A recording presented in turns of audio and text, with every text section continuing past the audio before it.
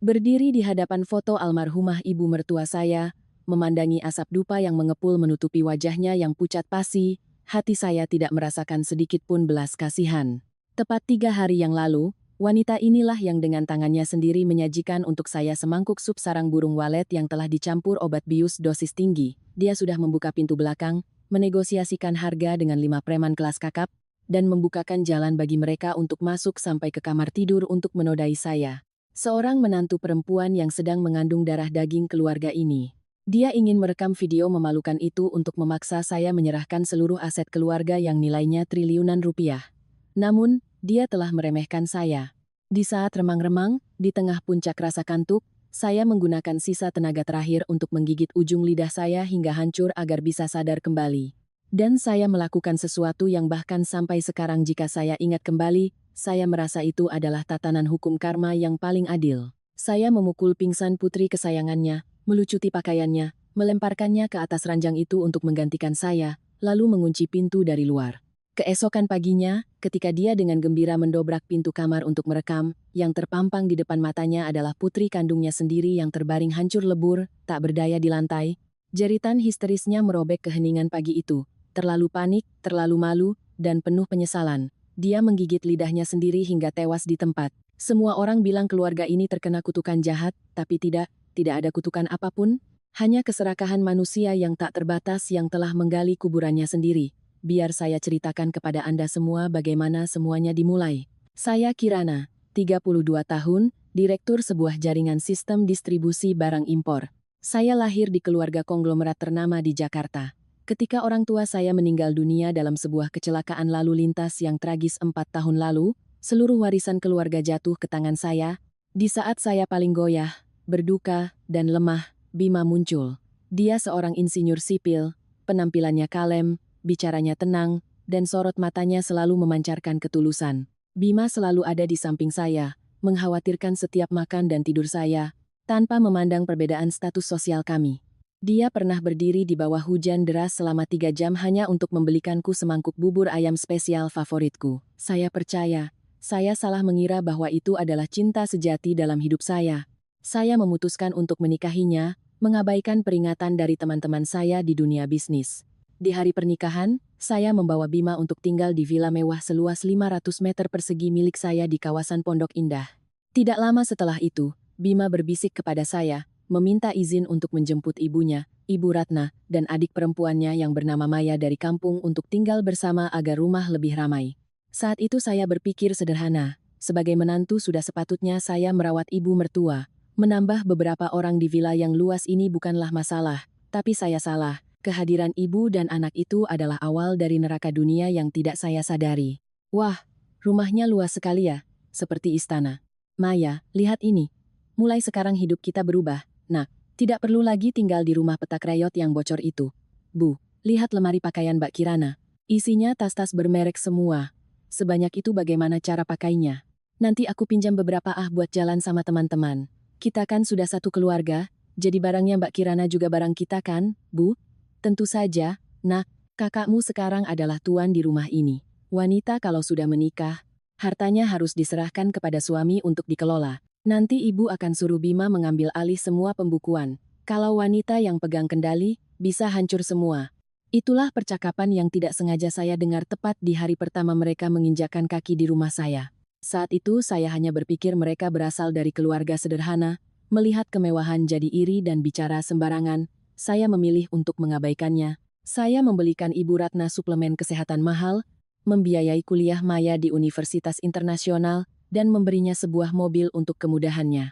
Setiap bulan saya memberi Ibu Ratna 50 juta rupiah untuk uang jajan, belum lagi biaya hidup di rumah semua saya yang tanggung. Tapi keserakahan manusia memang tidak ada batasnya. Semakin banyak mereka menerima, semakin mereka menganggap itu adalah kewajiban saya. Puncaknya adalah akhir-akhir ini, sikap Bima mulai berubah. Dia sering pulang larut malam dengan bau alkohol yang menyengat. Setiap kali saya bertanya, dia selalu marah-marah, mengatakan tekanan pekerjaan dan rekan bisnis yang sulit. Dia mulai menyarankan agar saya mengalihkan sebagian saham perusahaan atas namanya, agar dia punya suara di hadapan dewan direksi, agar tidak ada yang meremehkannya sebagai pria yang menumpang hidup pada istri. Saya seorang pebisnis. Saya mencintai suami saya, tapi saya tidak buta sampai harus menyerahkan warisan orang tua saya kepada orang yang tidak punya kemampuan mengelola. Saya menolaknya dengan halus. Dan sejak hari penolakan itu, suasana di rumah menjadi begitu menyesakkan, dipenuhi kebencian yang terpendam. Badai itu datang pada suatu Jumat malam. Langit Jakarta diguyur hujan deras, suara guntur menggelegar. Sore itu, Bima menelepon saya.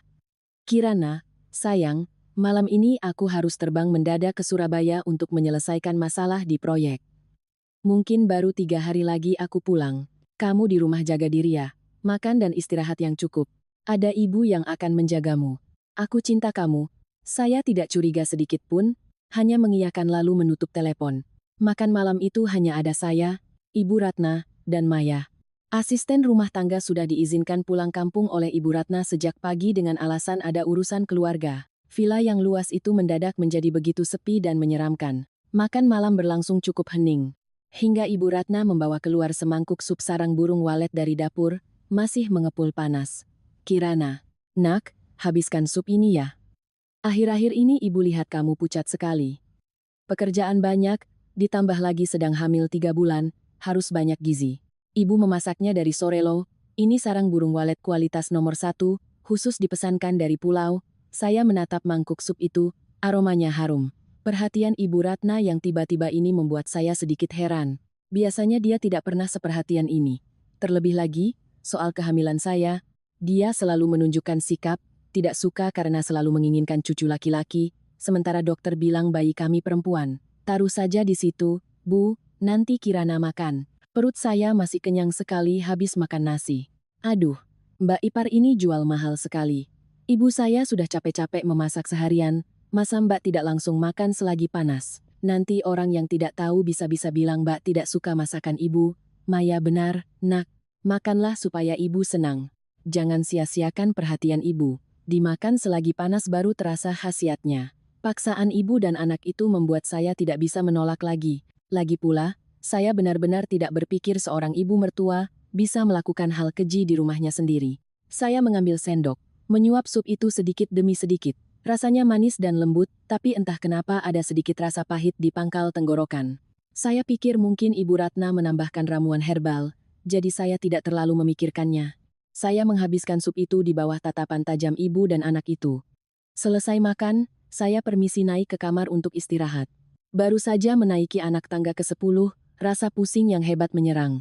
Seluruh rumah seakan berputar di depan mata, tangan dan kaki saya lemas, tidak bertenaga sama sekali. Jantung saya berdebar kencang, napas menjadi berat. Saya mencoba berpegangan pada pegangan tangga, tapi mata saya mulai berat, rasa kantuk datang begitu cepat dan kuat secara tidak wajar. Ini bukan rasa lelah biasa orang hamil, ini adalah efek obat. Samar-samar saya menyadari kebenaran yang mengerikan itu. Saya terhuyung-huyung masuk ke kamar tidur, berniat meraih ponsel di meja rias untuk menelepon polisi, tapi sebelum sempat menyentuhnya, saya sudah ambruk ke tempat tidur. Segalanya menjadi gelap gulita. Entah berapa lama berlalu. Saya merasakan tubuh saya berat seperti ditindih batu. Kesadaran saya melayang di antara sadar dan tidak. Saya tidak bisa membuka mata, tangan dan kaki lumpuh total. Tapi pendengaran saya mulai berfungsi kembali.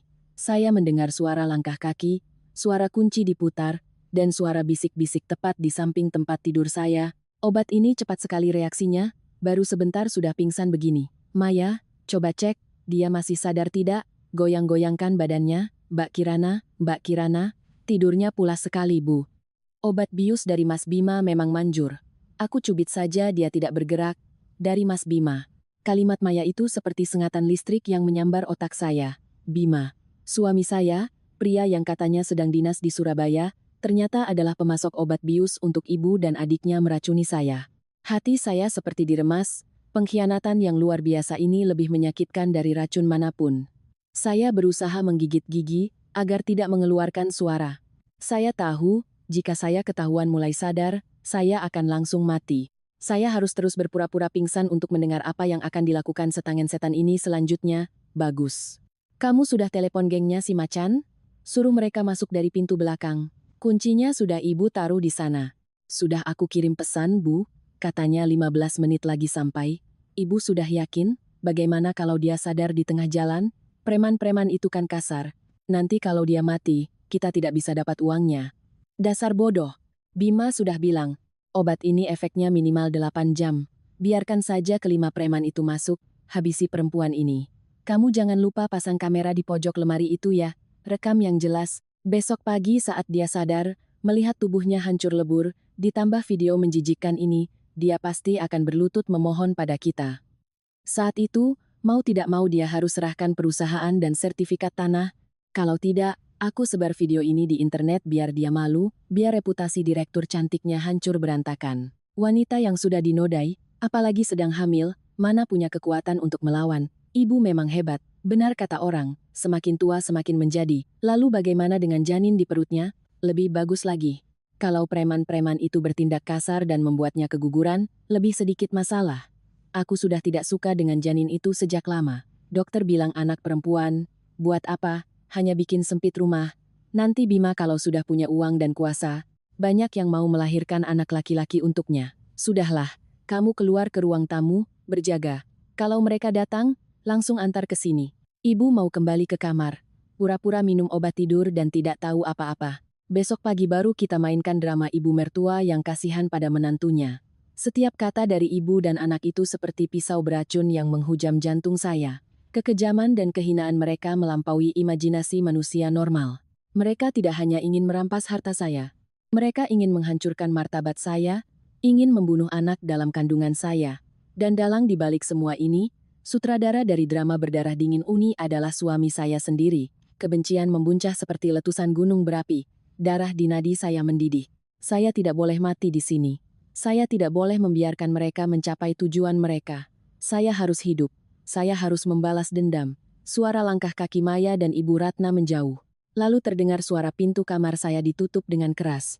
Kamar menjadi gelap gulita. Saya tahu saya hanya punya waktu kurang dari 15 menit sebelum gerombolan preman itu muncul. Tubuh saya masih seberat timah. Efek obat bius masih sangat kuat. Saya menggigit gigi, mengerahkan seluruh tekad seorang ibu yang melindungi anaknya. Saya menggigit ujung lidah saya dengan keras. Rasa anyir darah memenuhi mulut, rasa sakit yang luar biasa menusuk hingga ke otak. Rasa sakit itulah satu-satunya penawar yang membantu saya mendapatkan kembali sedikit kesadaran. Dengan susah payah, saya menggerakkan tubuh ke tepi ranjang. Kaki saya tidak bisa berdiri tegak, saya jatuh terjerembab ke lantai berkarpet. Tidak boleh menyerah, kata saya pada diri sendiri. Saya merangkak sentimeter demi sentimeter di lantai, menuju pintu kamar, langit di luar masih dihiasi kilat. Cahaya samar dari petir yang menyambar melalui jendela memantulkan wajah saya yang pucat pasi dan basah oleh keringat di cermin besar. Saya belum pernah melihat diri saya semenyedihkan ini. Tapi di mata itu, rasa takut telah lenyap, yang tersisa hanyalah api dendam yang membara. 15 menit. Waktu terus berjalan. Saya tahu jika saya membuka pintu dan kabur sekarang, dengan kondisi tubuh yang lemah ini, saya tidak akan bisa lolos dari villa. Maya berjaga di ruang tamu dan 5 preman sedang menuju pintu belakang. Saya akan langsung tertangkap. Saya harus mencari jalan lain.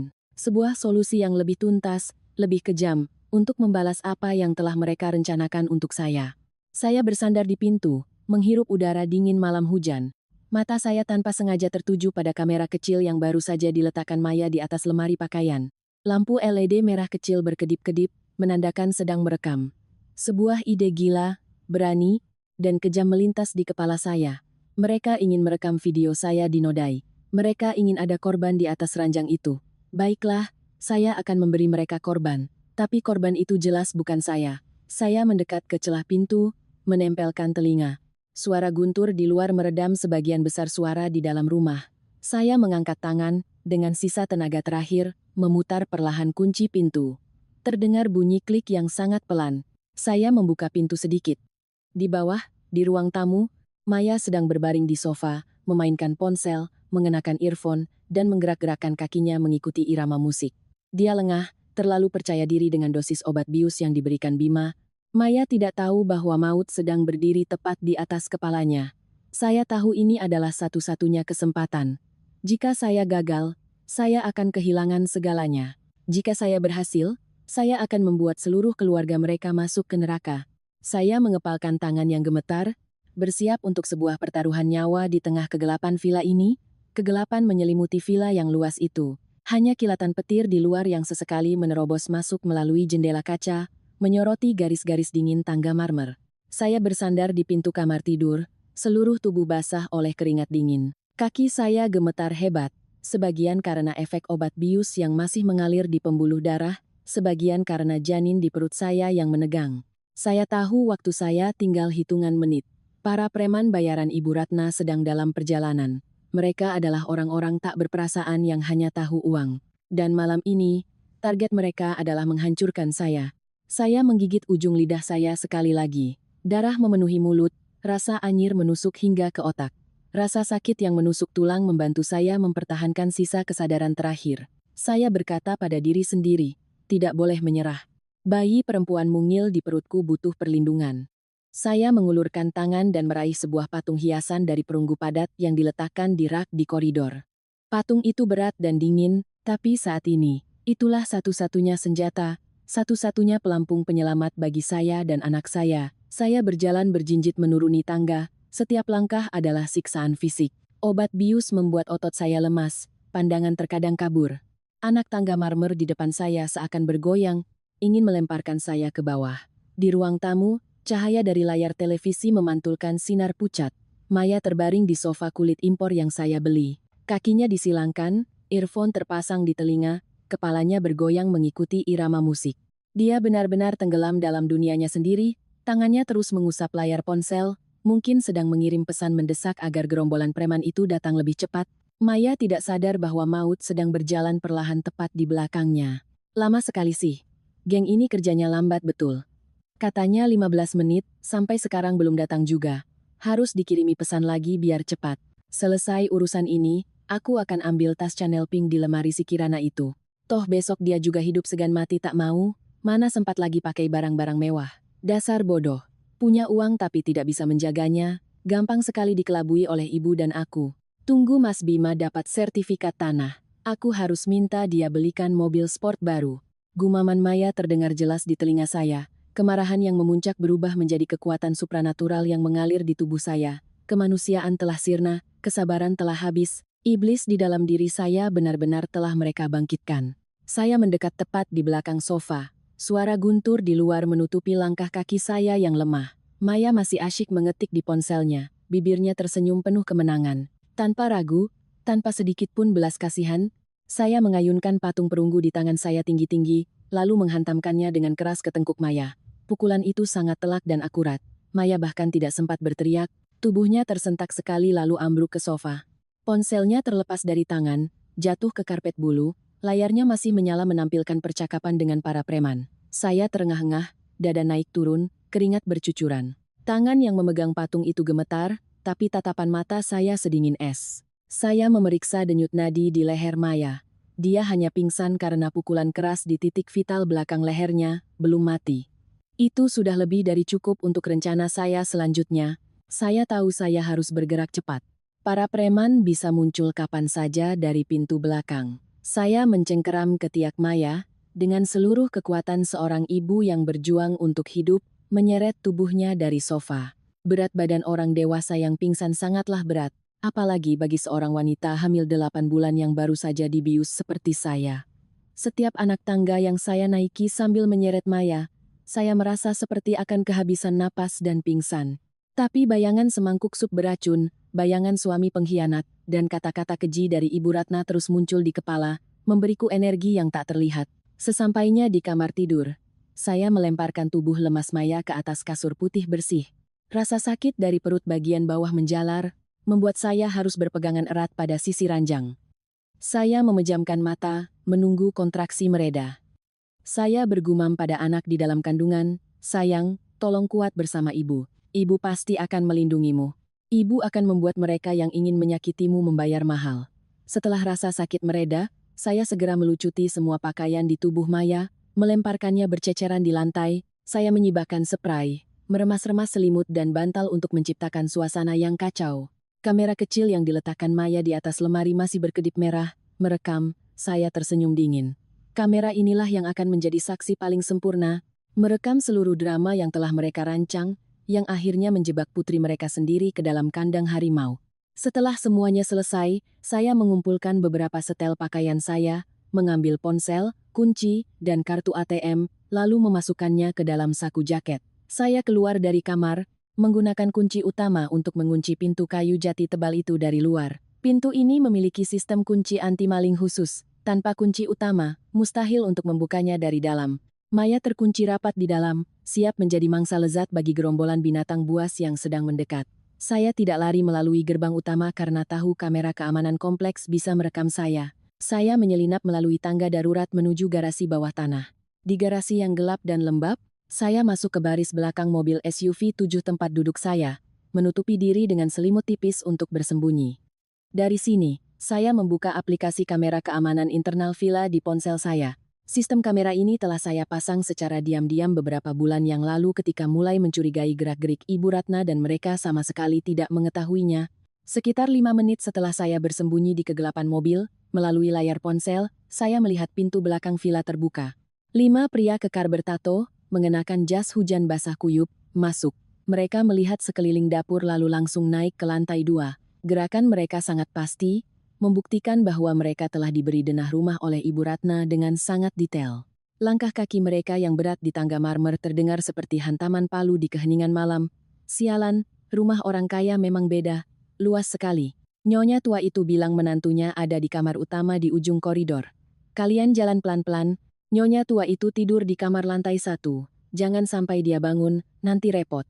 Tenang saja bos, Nyonya itu sudah pesan. Obat biusnya dosis tinggi. Perempuan itu biar langit runtuh juga tidak akan bangun. Dia bilang, hajar saja yang keras biar keguguran sekalian. Rekam videonya yang jelas biar dia punya bukti untuk memaksa menantunya serahkan perusahaan. Uangnya sudah ditransfer setengah, sisanya setelah beres. Malam ini kita panen besar, dapat uang, dapat bersenang-senang dengan direktur cantik. Pintunya dikunci, bos, tidak bisa dibuka. Bodoh, Nyonya itu bilang kuncinya ditaruh di bawah keset depan pintu. Coba cari. Cepat sedikit, biar kita cepat kerja cepat pulang. Hujan badai begini, lama-lama bisa gawat. Melalui layar, saya melihat preman itu mengangkat keset, menemukan kunci cadangan yang sengaja saya tinggalkan di tempat yang telah diatur Ibu Ratna. Pintu kamar tidur terbuka. Mereka berbondong-bondong masuk, seperti sekawanan serigala lapar yang menemukan mangsa. Pintu tertutup rapat, suara-suara kacau, tawa kasar, dan suara perlawanan mulai terdengar samar-samar menembus pintu kayu tebal. Maya saat ini mungkin masih pingsan karena pukulan saya, atau mungkin dia sudah sadar tapi mulutnya dibekap dan dilumpuhkan sepenuhnya. Mereka telah dibayar untuk menodai wanita yang ada di ranjang itu. Mereka tidak akan peduli siapa orang itu, seperti apa wajahnya di dalam kamar yang gelap, hanya diterangi lampu tidur redup. Mereka hanya tahu menjalankan perintah kejam dari orang yang menyewa mereka. Meringkuk di dalam mobil di garasi yang dingin, saya mengepalkan kedua tangan, tidak setetes pun air mata jatuh. Hati saya kosong, sedingin bongkahan es. Mereka yang menabur angin kini harus menuai badai. Kejahatan yang ingin mereka timpakan pada saya dan anak saya, kini, darah daging mereka sendirilah yang menanggungnya. Saya memejamkan mata, bersandar di kursi kulit, mencoba mengatur napas. Saya harus menyimpan tenaga, karena saat fajar tiba, sebuah drama yang lebih besar, lebih tragis, baru akan benar-benar dimulai. Saya akan menunjukkan pada Bima dan Ibu Ratna bahwa mengusik saya adalah kesalahan terbesar dan terakhir dalam hidup kotor mereka. Sepanjang malam yang panjang, badai di luar tidak kunjung reda, sama seperti badai di dalam villa mewah ini yang mencapai puncaknya. Saya meringkuk di kursi belakang mobil, sesekali melirik layar ponsel. Efek obat bius masih membuat tubuh saya lemas, tapi pikiran saya setajam silet. Tepat pukul 4 pagi, melalui sistem kamera, saya melihat pintu kamar tidur utama terbuka, kelima preman itu keluar satu persatu. Mereka berjalan sambil merapikan pakaian, wajah mereka puas. Mereka dengan santai menuruni tangga, langsung menuju pintu belakang, dan menghilang di tengah kegelapan malam yang berangin. Mereka telah menyelesaikan kontrak kejahatan dari Ibu Ratna dengan sempurna. Sayangnya, korban mereka adalah putri emas yang sangat beliau sayangi. Hampir pukul 7 pagi, badai akhirnya reda. Sinar matahari pertama menembus lubang ventilasi garasi. Saya tahu drama ini harus segera berakhir. Melalui layar ponsel, saya melihat pintu kamar tidur Ibu Ratna di lantai bawah terbuka. Beliau keluar mengenakan piyama sutra, rambutnya disisir rapi. Wajahnya memancarkan kegembiraan dan kemenangan yang tak bisa disembunyikan. Beliau meregangkan tubuh, mencari-cari sosok Maya di ruang tamu. Maya kemana pagi-pagi begini? Semalam kusuruh dia jaga gengnya si macan. Setelah itu tidur. Mungkin ketiduran di kamarnya. Biarlah. Biar aku lihat dulu bagaimana rupa menantu kesayanganku sekarang. Semalam hujan deras dan petir menggelegar, biar dia teriak sampai serak juga tidak akan ada yang dengar. Membayangkan si direktur sombong yang selalu angkuh padaku itu sekarang tak berdaya, terbaring memohon ampun, rasanya puas sekali. Uangmu, perusahaanmu, sertifikat tanahmu, hari ini akan kuminta kau muntahkan semuanya. Bima, anakku, mulai hari ini akan jadi tuan di istana ini. Lihat saja, siapa lagi yang berani bilang dia menumpang hidup pada istri. Beliau bergumam sendiri, setiap kata beracun diucapkan dengan kepuasan yang menjijikkan. Beliau berjalan santai ke dapur, menuang segelas air hangat, lalu merapikan piyamanya dan melangkah menaiki tangga. Beliau tidak tahu bahwa setiap anak tangga yang dinaikinya adalah langkah mendekati gerbang neraka. Saya menahan napas, mengawasi melalui layar.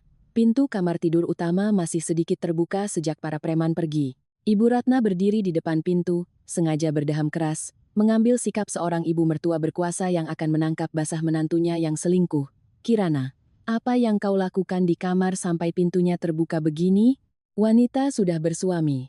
Malam hari membiarkan pria asing masuk rumah. Apa-apaan ini? Keluar sekarang. Beliau berkata sambil menendang pintu kamar hingga terbuka lebar dan melangkah masuk, dan pemandangan di dalam membuat langkahnya terhenti seketika. Kamar tidur mewah saya kini seperti medan perang berdarah. Perabotan hancur berantakan, spray dan selimut robek, berserakan di lantai. Bau alkohol, keringat, dan darah bercampur menjadi satu, menciptakan udara yang pekat dan memuakan. Di atas ranjang besar di tengah ruangan, sesosok tubuh wanita telanjang penuh dengan bekas cakaran dan gigitan ungu terbaring tengkurap tak bergerak. Rambutnya acak-acakan menutupi seluruh wajah. Noda darah segar berceceran di atas spray putih, pemandangan yang sangat mengerikan. Wah, menjijikkan sekali. Gengnya si macan ini memang kasar ya, sampai separah ini, rasakan.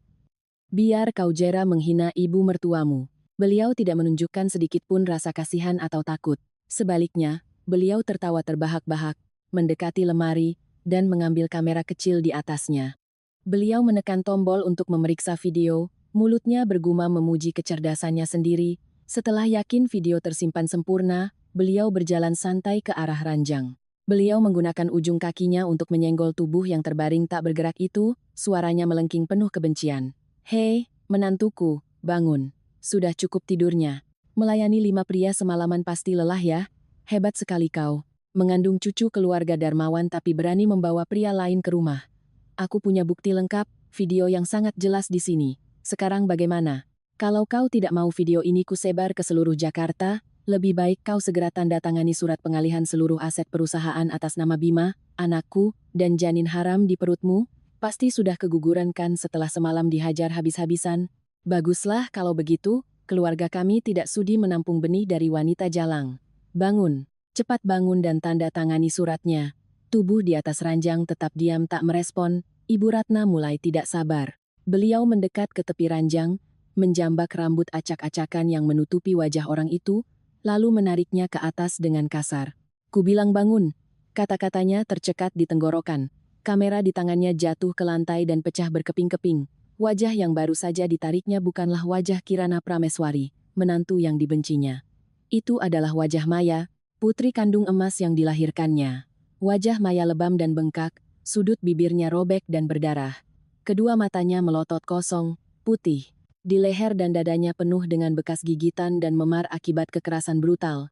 Maya telah melewati malam neraka yang paling mengerikan, dinodai, diinjak-injak oleh orang-orang yang dibayar oleh ibunya sendiri. Maya, ya Tuhan, tidak mungkin, tidak mungkin. Jeritan Ibu Ratna memekakkan telinga, merobek keheningan pagi. Itu bukan lagi jeritan manusia.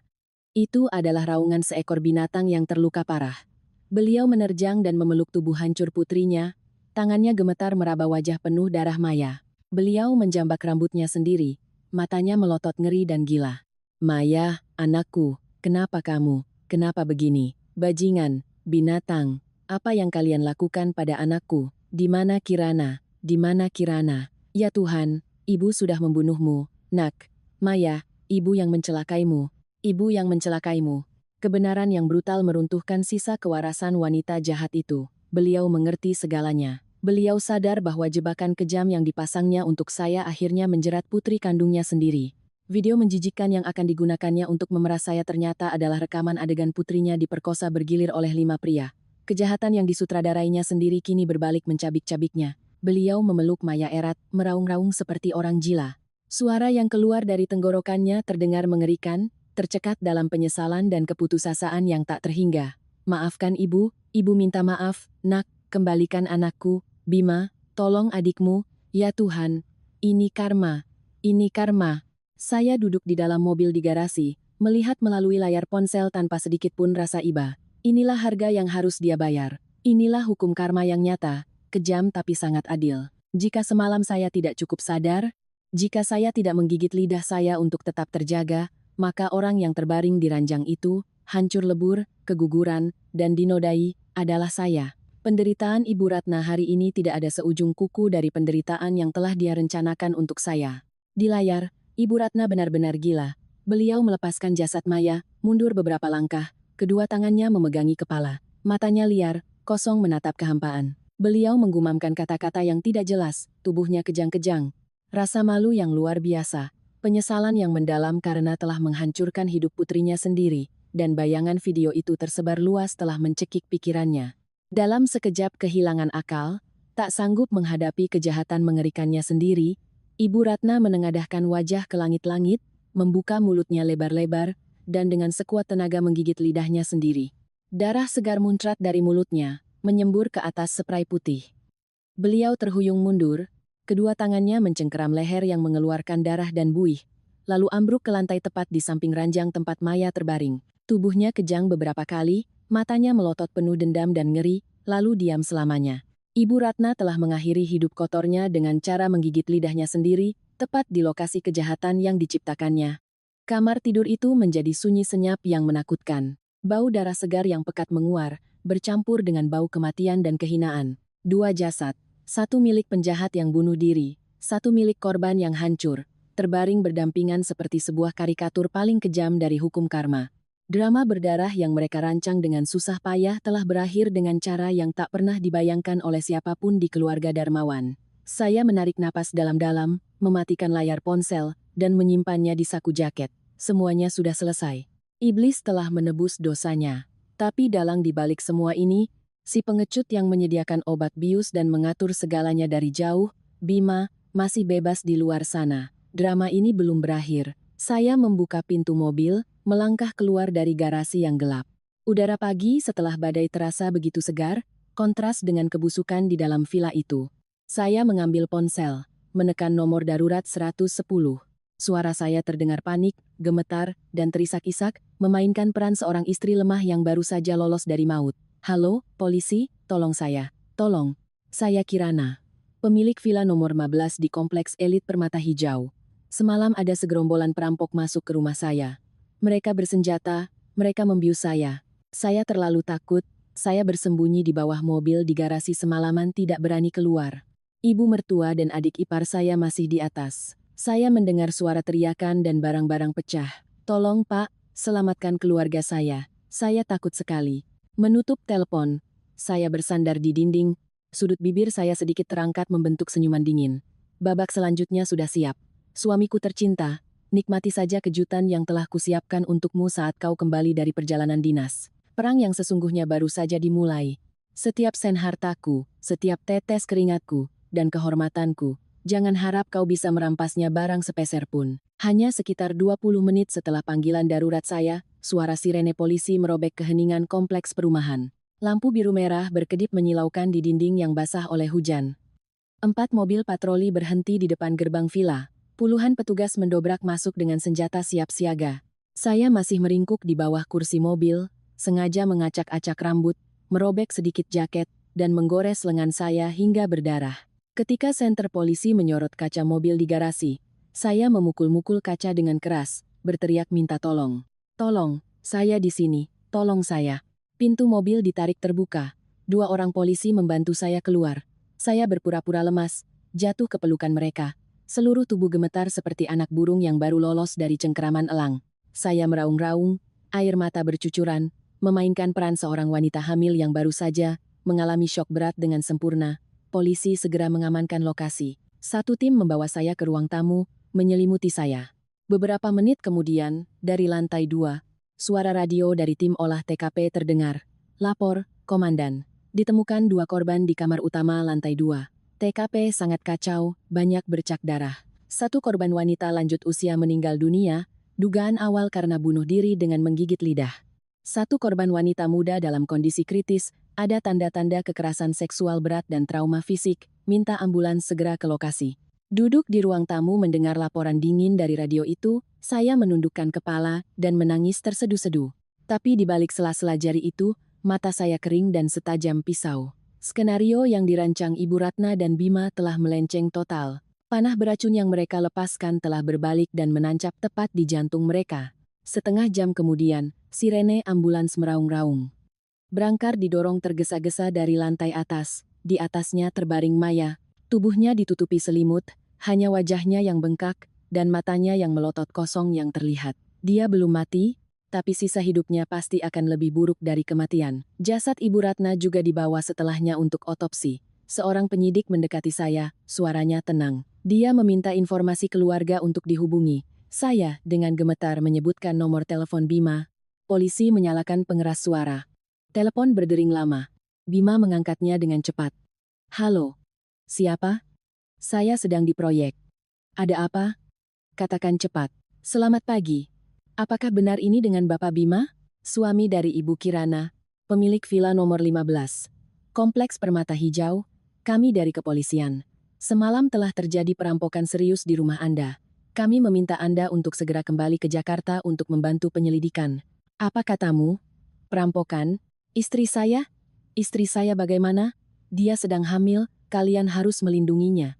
Mendengar nada panik dan cemas dari Bima, saya nyaris tertawa terbahak-bahak. Aktingnya terlalu bagus. Jika saya adalah Kirana yang kemarin, mungkin saya akan terharu sampai menangis karena cinta suami saya. Tapi sekarang, saya tahu persis di balik kecemasan itu ada kemenangan. Dia pasti mengira orang yang terbaring hancur di ranjang adalah saya, dan skenario pemerasannya telah berhasil.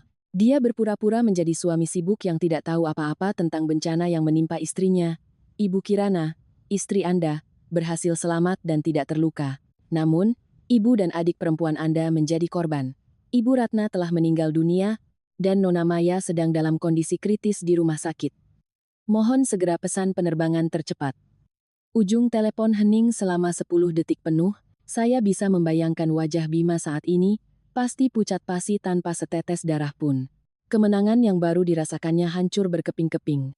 Yang mati dan sekarat bukanlah istri kayanya, melainkan ibu dan adik kandungnya sendiri. Anda bercanda? Ibu saya, adik saya. Bagaimana mungkin? Tidak mungkin, saya akan segera pulang. Saya akan segera terbang kembali. Bima menutup telepon dengan kasar. Saya terus memeluk wajah dan menangis, menceritakan skenario yang sempurna kepada polisi. Saya mengaku bahwa semalam setelah makan sup sarang burung walet buatan ibu mertua, saya merasa sakit perut dan turun ke ruang tamu mencari obat. Begitu sampai di bawah, saya mendengar suara pintu belakang dicongkel, dan melihat bayangan pria bertato membawa pisau. Terlalu takut, saya tidak sempat berteriak. Langsung menyelinap ke garasi dan bersembunyi di bawah mobil. Karena ponsel tertinggal di kamar, saya tidak bisa segera melapor. Saya hanya bisa menahan napas semalaman sampai pagi. Polisi mencatat keterangan saya dengan cermat. Tidak ada tanda-tanda penggeledahan di ruang tamu. Kamera keamanan kompleks juga mengkonfirmasi saya tidak pernah keluar gerbang. Skenario saya tanpa celah. Sore harinya, Bima muncul di kantor polisi tempat saya menunggu. Dia menyerbu masuk seperti orang gila, pakaiannya berantakan, rambutnya acak-acakan, matanya merah penuh urat darah. Begitu melihat saya, langkahnya terhenti. Tatapannya adalah campuran emosi yang kacau, takut, bingung, curiga, dan kebencian yang tertahan. Dia mendekat, mencengkeram bahu saya. Kirana, kamu tidak apa-apa? Ini bagaimana ceritanya? Kenapa ibu dan Maya? Siapa perampok itu? Apa yang mereka ambil? Saya menangis histeris, menyandarkan kepala di dadanya. Air mata buaya saya membasahi kemejanya. Saya menangis sambil memukul-mukul dadanya. Mas, aku takut sekali. Rumah kita dirampok. Kalau semalam aku tidak turun mencari obat sakit perut, mungkin aku juga sudah mati. Mas, ibu meninggal dengan tragis. Dan Maya. Dokter bilang dia mengalami trauma berat, mentalnya hancur total. Mereka bukan manusia, Mas. Mereka iblis. Bima memeluk saya erat, tapi saya bisa merasakan tubuhnya kaku seperti papan. Dia terengah-engah. Seorang penyidik masuk, meletakkan berkas di meja.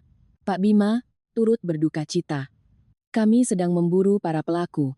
Namun, ada satu hal yang sangat mencurigakan. Tim olah TKP memastikan tidak ada barang berharga yang hilang dari villa.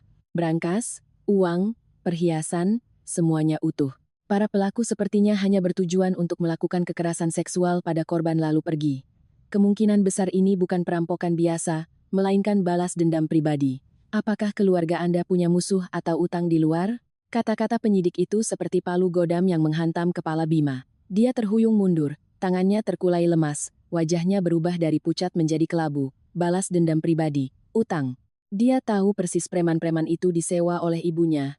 Tapi kenapa mereka tidak menyentuh saya dan malah mengincar Maya? Kenapa rencananya berubah? Dia menatapku tajam, seolah ingin menembus jiwa saya untuk mencari jawaban. Tapi saya hanya bisa balas menatapnya dengan mata berkaca-kaca, dengan ekspresi polos dan ketakutan. Saya tahu, mulai saat ini, Bima akan hidup dalam siksaan, kecurigaan, dan kebingungan hingga menjadi gila. Drama saya baru saja dimulai. Setelah selesai memberikan keterangan kepada polisi, saya beralasan mengalami guncangan jiwa yang hebat dan tidak bisa kembali ke villa berdarah itu. Saya pindah ke sebuah apartemen mewah di pusat kota, aset lain atas nama saya yang tidak diketahui keluarga Bima. Bima beralasan harus tinggal di rumah sakit, mengurus jenazah Ibu Ratna dan merawat Maya yang kini diawasi ketat di bangsal kejiwaan. Dia berpura-pura sibuk dan berduka. Tapi saya tahu dia takut menghadapi saya. Dia takut saya sudah tahu kebenarannya, takut saya akan merobek topeng munafiknya. Duduk di apartemen yang aman, saya segera menelepon Hendra. Hendra adalah asisten kepercayaan saya, orang yang dididik dan dibesarkan oleh ayah saya sejak dia masih mahasiswa miskin. Setia, cerdas, dan sangat tajam, Hendra adalah tangan kanan saya yang tak tergantikan di dunia bisnis. Menerima telepon saya, kurang dari 1 jam kemudian, Hendra sudah tiba. Melihat penampilan saya yang kuyu tapi tatapan mata yang sedingin es, Hendra tahu ada sesuatu yang sangat serius telah terjadi. Hendra, gunakan SENS untuk menyelidiki seluruh aktivitas keuangan dan hubungan sosial Bima Darmawan dalam 6 bulan terakhir. Gali sedalam mungkin, jangan lewatkan detail sekecil apapun, termasuk kasino-kasino gelap atau kelompok penagih utang. Mbak Kirana, ada apa? Apa insiden di villa semalam ada hubungannya dengan Mas Bima? Saya tersenyum sinis, senyum yang penuh kepahitan, namun kejam. Saya menceritakan secara singkat seluruh kejadian malam itu, dari subsarang burung walet yang dibius, percakapan yang saya dengar, hingga pertukaran korban. Setelah mendengar, Hendra mengepalkan tangannya, urat di dahinya menonjol. Bajingan-bajingan biadab, Mbak tenang saja, saya akan jungkir balikkan Jakarta ini untuk menemukan motif sebenarnya. Saya tidak percaya orang yang menumpang hidup sepertinya tiba-tiba berani merancang skenario sekejam itu tanpa ada yang mendukung atau karena terdesak. 2 hari berlalu. Saya mengunci diri, mengisolasi diri dari dunia luar. Bima mengirim beberapa pesan. Isinya basa-basi. Pura-pura menanyakan kesehatan saya, mengatakan dia sangat berduka atas kematian ibu dan kondisi adiknya. Saya tidak menjawab, hanya menatap layar ponsel, menunggu hasil dari Hendra. Malam hari kedua, Hendra kembali, membawa setumpuk dokumen tebal. Wajahnya muram, matanya penuh amarah. Mbak Kirana, lihat ini. Bima bukan hanya seorang pengkhianat. Dia seorang penjudi yang terlilit utang, seorang pengecut yang tak terkira. Semua citra kalem dan rajinnya hanya kedok. Saya mengambil dokumen itu, membolak-balik halamannya dengan cepat. Angka-angka merah menyala di depan mata saya. Ternyata selama setahun terakhir, setiap kali Bima bilang pergi dinas atau bertemu klien, sebenarnya dia pergi ke kasino-kasino ilegal di Batam dan negara tetangga. Dia terjun ke dunia judi seperti Laron, terus-menerus kalah. Awalnya dia diam-diam mengambil uang dari perusahaan konstruksi kecil miliknya. Ketika perusahaan bangkrut, dia mulai meminjam dari rentenir. Utang berbunga. Utang Bima saat ini pada sebuah geng yang menguasai kasino telah mencapai 50 miliar rupiah. Geng ini dipimpin oleh seorang gembong bernama Macan Coret, terkenal kejam. Mereka sudah mengirim ultimatum kepada Bima seminggu yang lalu. Jika tidak membayar 50 miliar, mereka akan memotong kedua tangannya dan datang mengacau di perusahaan Mbak. Bima terpojok, makanya dia nekat merencanakan hal keji itu. Saya melemparkan dokumen itu ke meja, darahku mendidih. Semuanya menjadi jelas. 5 preman malam itu adalah anak buah Macan Coret. Mereka tidak hanya disewa oleh Ibu Ratna untuk menodai saya, mereka datang sebagai penagih utang. Bima telah bernegosiasi dengan mereka. Mereka menodai saya, merekamnya. Lalu Bima akan menggunakan video itu untuk memeras saya, memaksa saya menandatangani pengalihan seluruh jaringan distribusi dan properti atas namanya. Begitu aset saya di tangannya, dia akan dengan mudah membayar utang 50 miliar itu. Sisanya akan dinikmati olehnya dan keluarganya. Satu panah mengenai dua sasaran. Melunasi utang preman sekaligus merampok harta istri. Dia menyandang status sebagai suami saya, tapi rela melemparkan saya ke gerombolan preman untuk dianiaya. Dia berniat menggunakan kehinaan dan penderitaan istrinya sendiri untuk membeli ketenangan dan kekayaan bagi dirinya. Hina, biadab. Kata-kata di dunia ini tidak cukup untuk menggambarkan sifat Bima Darmawan. Saya menarik napas dalam-dalam, menahan rasa mual yang naik ke tenggorokan. Hendra, kumpulkan semua bukti transfer bank, surat utang yang ditandatangani Bima, foto-fotonya masuk keluar kasino, dan semua bukti yang berhubungan dengan geng macan koret, jaga kerahasiaannya. Kita tidak akan lapor polisi dulu soal ini. Kalau lapor sekarang, dia hanya akan dipenjara karena judi. Itu terlalu ringan. Saya ingin dia hancur sehancur-hancurnya, kehilangan segalanya, dikejar-kejar oleh preman-preman itu. Saya ingin melihatnya berlutut di kaki saya, merasakan kehinaan yang paling dalam. Mbak mau melakukan apa? Bima sekarang seperti anjing yang terpojok, saya takut dia nekat. Saya mengelus perut saya yang mulai membuncit, tersenyum dengan senyum yang membuat saya sendiri merinding. Dia mau memeras saya, memaksa saya tanda tangan surat pengalihan, kan? Baiklah, saya akan berakting untuknya. Besok pemakaman Ibu Ratna, saya akan muncul sebagai istri yang panik, hancur, dan butuh sandaran. Saya akan membiarkan dia berpikir telah berhasil menipu saya, membiarkan dia dengan percaya diri masuk ke dalam perangkap yang akan saya pasang. Hendra, siapkan untuk saya satu set berkas pengalihan hak kelola perusahaan. Tapi ingat, hanya hak kelola sementara, dan sisipkan di dalamnya klausul-klausul hukum jebakan utang yang hanya bisa saya selesaikan. Saya mengerti maksud Mbak. Mbak ingin menggunakan senjatanya untuk menyerang dirinya sendiri. Kita lihat saja apa yang bisa dia lakukan untuk menghadapi geng macan coret ketika di tangannya hanya ada jabatan direktur kosong. Tepat sekali, biarkan para iblis saling mencabik. Pemakaman besok akan menjadi panggung yang paling sempurna untuk saya memulai drama pembalasan ini. Bima Darmawan, kau berutang nyawa pada saya dan anak saya. Saya akan membuatmu membayarnya dengan sisa hidupmu yang merana. Rumah duka kota tenggelam dalam warna kelabu yang suram. Pita-pita hitam putih tergantung di sepanjang koridor, menjuntai lesu di tiup angin dingin. Saya melangkah keluar dari mobil mewah, mengenakan setelan duka serba hitam, wajah tanpa riasan, pucat. Mata saya sengaja diberi riasan kantung mata agar terlihat seperti orang yang tidak tidur berhari-hari. Saya berjalan perlahan, tangan memeluk perut. Penampilan saya begitu lemah dan rapuh hingga siapapun yang melihat pasti akan iba. Di sekitar peti jenazah Ibu Ratna, kerabat Bima dari kampung berkerumun. Mereka berbisik-bisik, mengarang berbagai cerita tentang kematiannya yang mendadak dan kegilaan Maya. Ketika saya muncul, tatapan-tatapan penasaran tertuju pada saya, tapi saya mengabaikan semuanya. Target saya hari ini hanya satu, Bima Darmawan. Bima mengenakan baju duka, kepala berbalut kain putih, berlutut di samping peti jenazah ibunya. Dia memainkan peran sebagai anak berbakti yang sangat berduka dengan sangat baik. Air matanya bercucuran, isak tangisnya terdengar pilu. Jika tidak mengetahui wajah aslinya, saya pun pasti akan tertipu oleh drama ini. Melihat saya masuk, Bima terhuyung berdiri, bergegas menghampiri dan menopang saya. Kirana, kamu datang. Kamu sedang hamil, kesehatanmu lemah setelah malam yang mengerikan itu, kenapa tidak istirahat di rumah? Aku khawatir sekali. Saya sedikit merinding saat tangannya yang kotor menyentuh saya, tapi saya cepat-cepat menekan rasa jijik itu, menangis terseduh-seduh, dan menyandarkan kepala di bahunya. Mas, aku takut sekali. Setiap kali memejamkan mata, aku melihat bayangan perampok-perampok itu. Ibu sudah tiada, Maya jadi gila. Kenapa keluarga kita jadi begini, Mas? Kalau malam itu aku tidak beruntung turun ke bawah mencari obat, mungkin yang di dalam peti hari ini adalah aku. Mas, aku tidak berani sendirian lagi. Bima memeluk saya erat, mengelus rambut saya. Dia menghela napas, helaan napas palsu yang penuh perhitungan. Semuanya sudah berlalu, sayang. Ada aku di sini. Aku akan melindungi ibu dan anak. Aku tidak akan membiarkan siapapun menyakitimu lagi. Perampok-perampok itu sedang diburu polisi.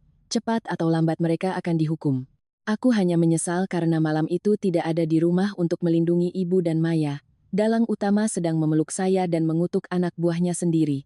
Saya menyembunyikan wajah di dadanya, diam-diam tersenyum dingin. Tapi Mas, aku lelah sekali. Pikiranku hancur.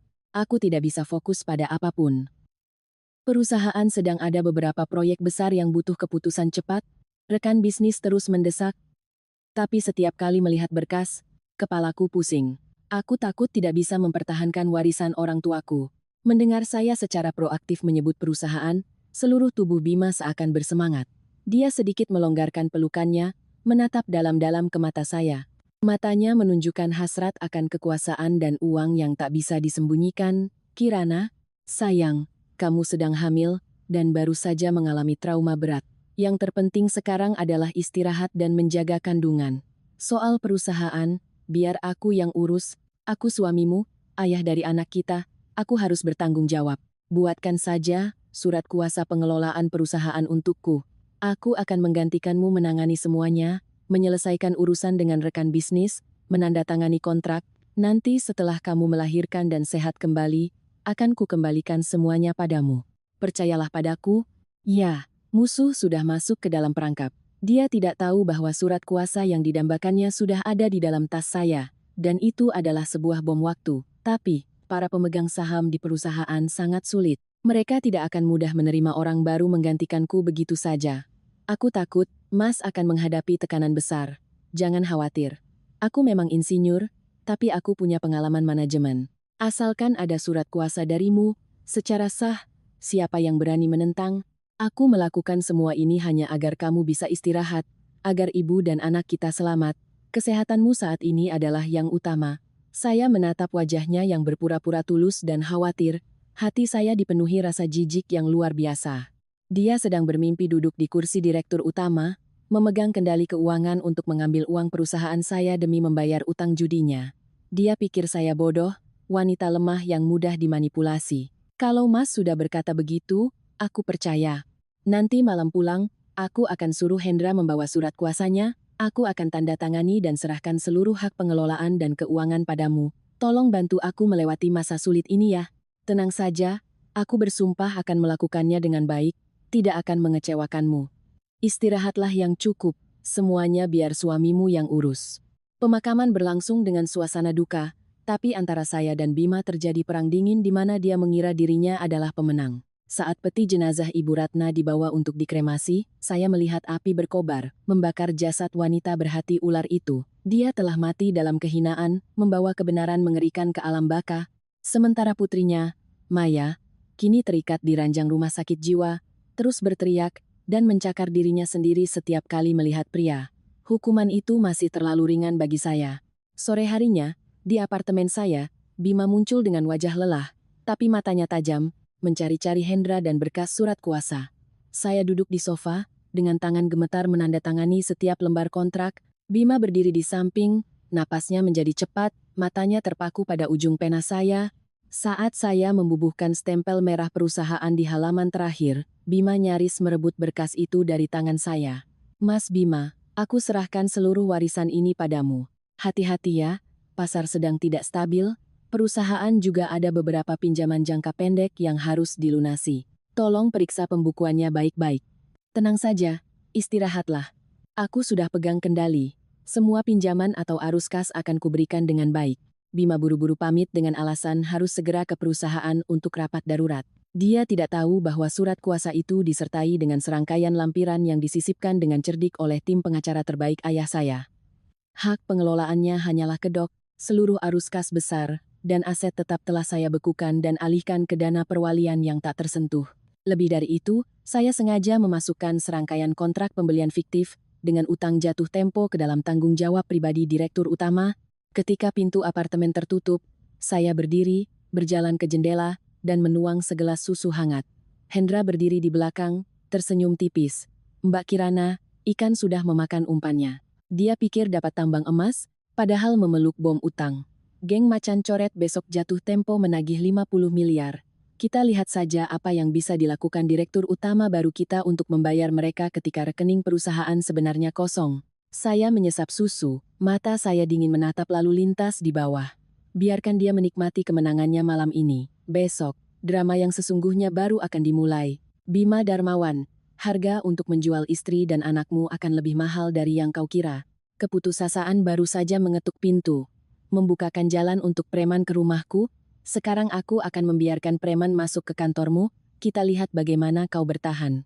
Semua berjalan persis seperti yang telah saya rencanakan. Bima saat ini sedang mabuk di kursi direktur utama di perusahaan saya.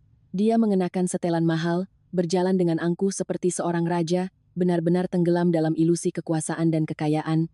Dia tidak tahu bahwa begitu dia melangkah keluar dari apartemen saya sudah memulai langkah penentuan lain untuk menutup semua jalan keluarnya. Musuh yang kejam selalu meninggalkan jejak.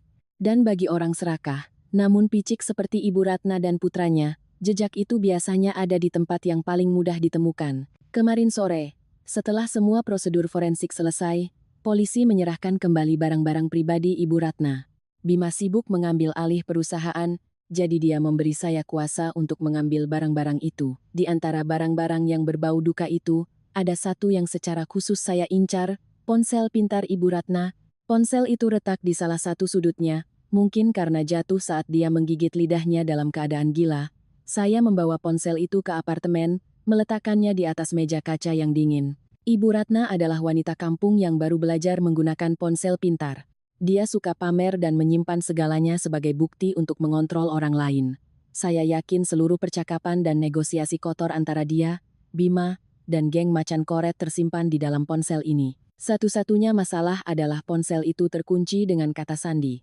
Hendra tiba di apartemen saya tak lama setelah menerima telepon. Dia tidak datang sendiri, melainkan bersama seorang pemuda berkacamata tebal yang membawa ransel penuh peralatan. Dia adalah seorang ahli pemulihan data dan peretasan keamanan siber yang Hendra cari dari dunia teknologi bawah tanah. Tanpa banyak basa-basi, saya mendorong ponsel Ibu Ratna ke arah pemuda itu. Saya memintanya untuk membobol kunci keamanan dengan cara apapun, dan memulihkan semua pesan, gambar, dan rekaman suara yang telah dihapus dalam sebulan terakhir. Uang bukan masalah, yang penting hasilnya. Pemuda itu mulai bekerja. Baris-baris kode rumit berjalan terus-menerus di layar komputernya. Suasana di apartemen begitu hening sampai saya bisa mendengar detak jantung saya sendiri. Saya bersandar di sofa, kedua tangan saling bertautan. Mendapatkan bukti dari ponsel ini adalah titik balik yang sangat penting. Keterangan saya kepada polisi tentang percakapan yang saya dengar hanyalah bukti tidak langsung. Bima bisa saja menyewa pengacara hebat untuk berdalih, mengatakan saya berhalusinasi atau mengarang. Saya butuh bukti hitam di atas putih, bukti baja yang tak terbantahkan, sehingga ketika saya mengungkapkannya, Bima tidak akan punya kesempatan untuk membela diri. Mbak Kirana, minum air hangat dulu.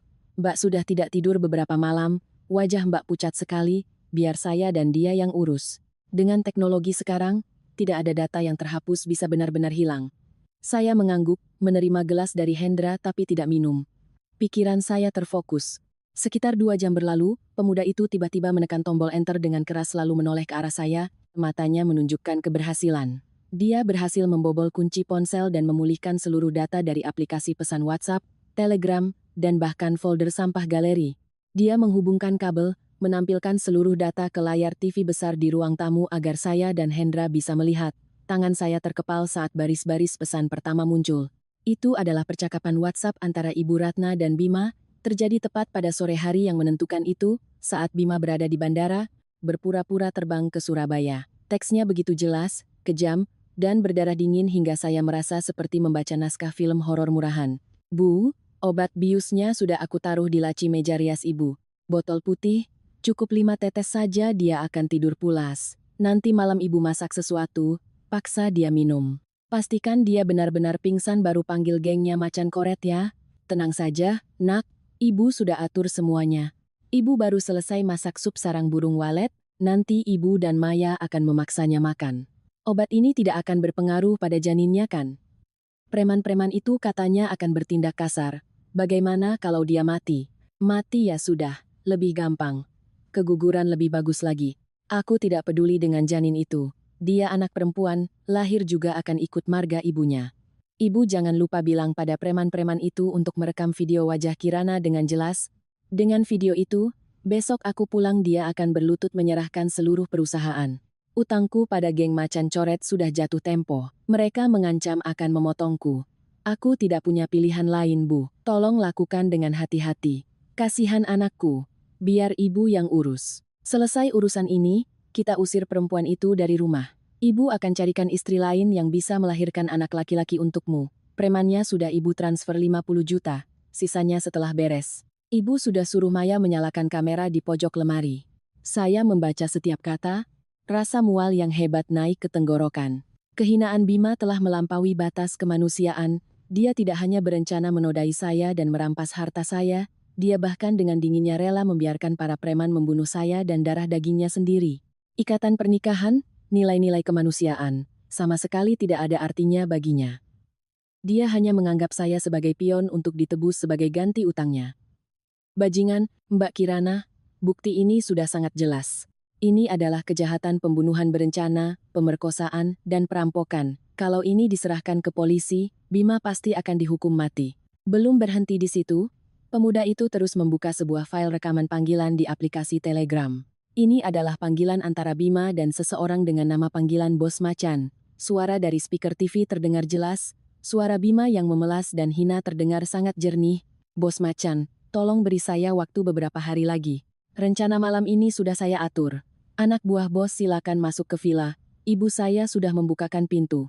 Habisi saja istri saya, rekam videonya untuk saya. Besok pagi saya dapat tanda tangan pengalihan aset, saya akan langsung transfer 50 miliar tunai ke rekening bos. Saya mohon jangan sentuh perusahaan saya saat ini, kau pikir baik-baik, Bima.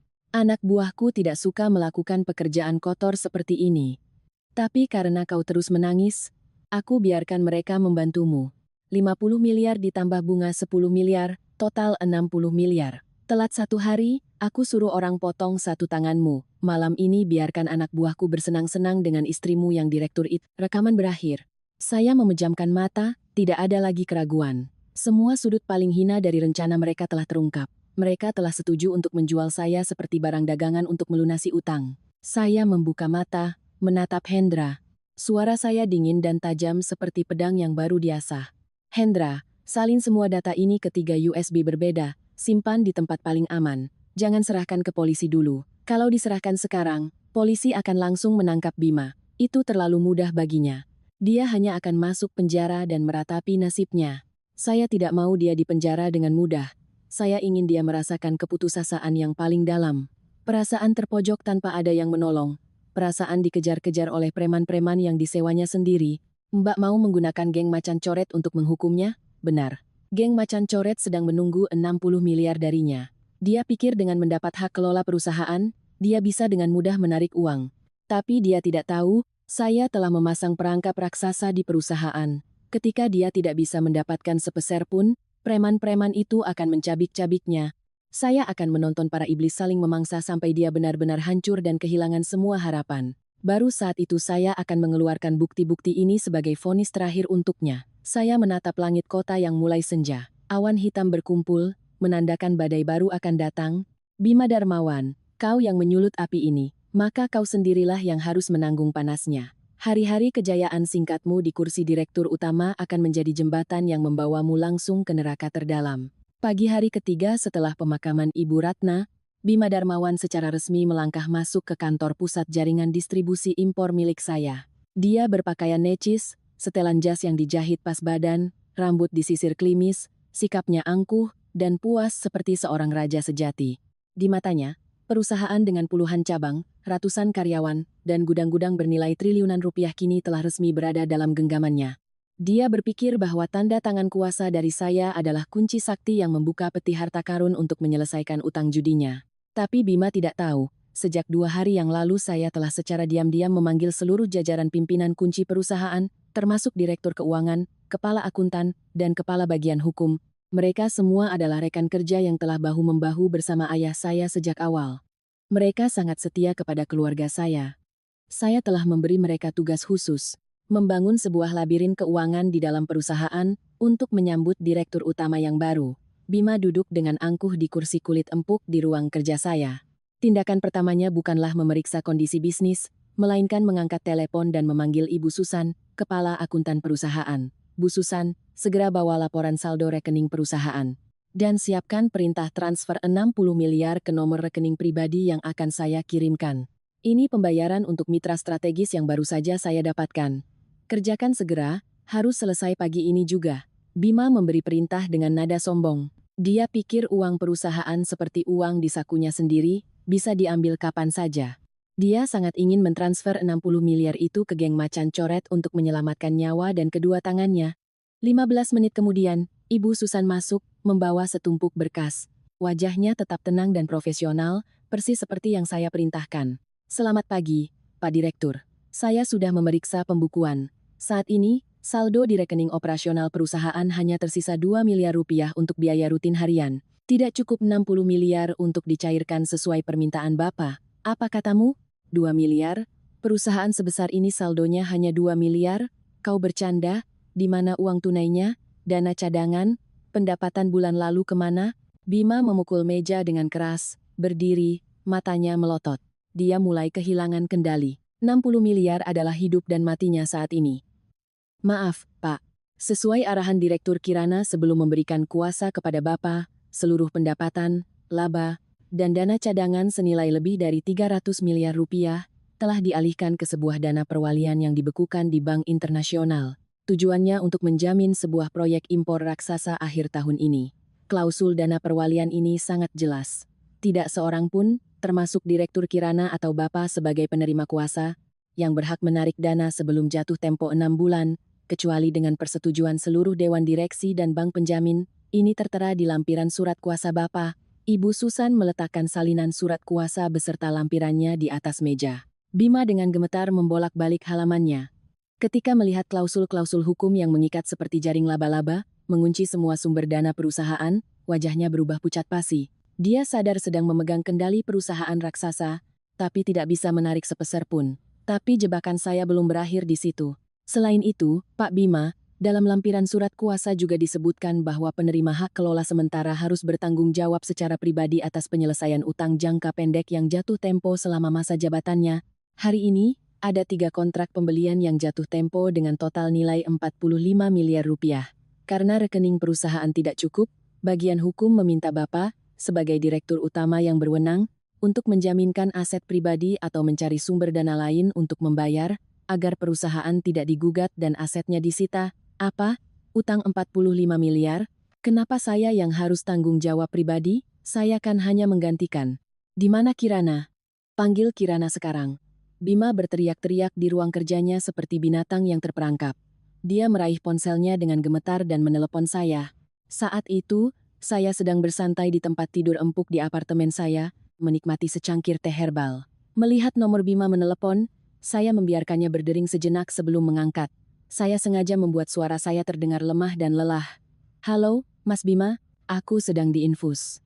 Dokter bilang aku mengalami depresi berat. Ada apa kok telepon mendadak? Kirana, apa-apaan ini?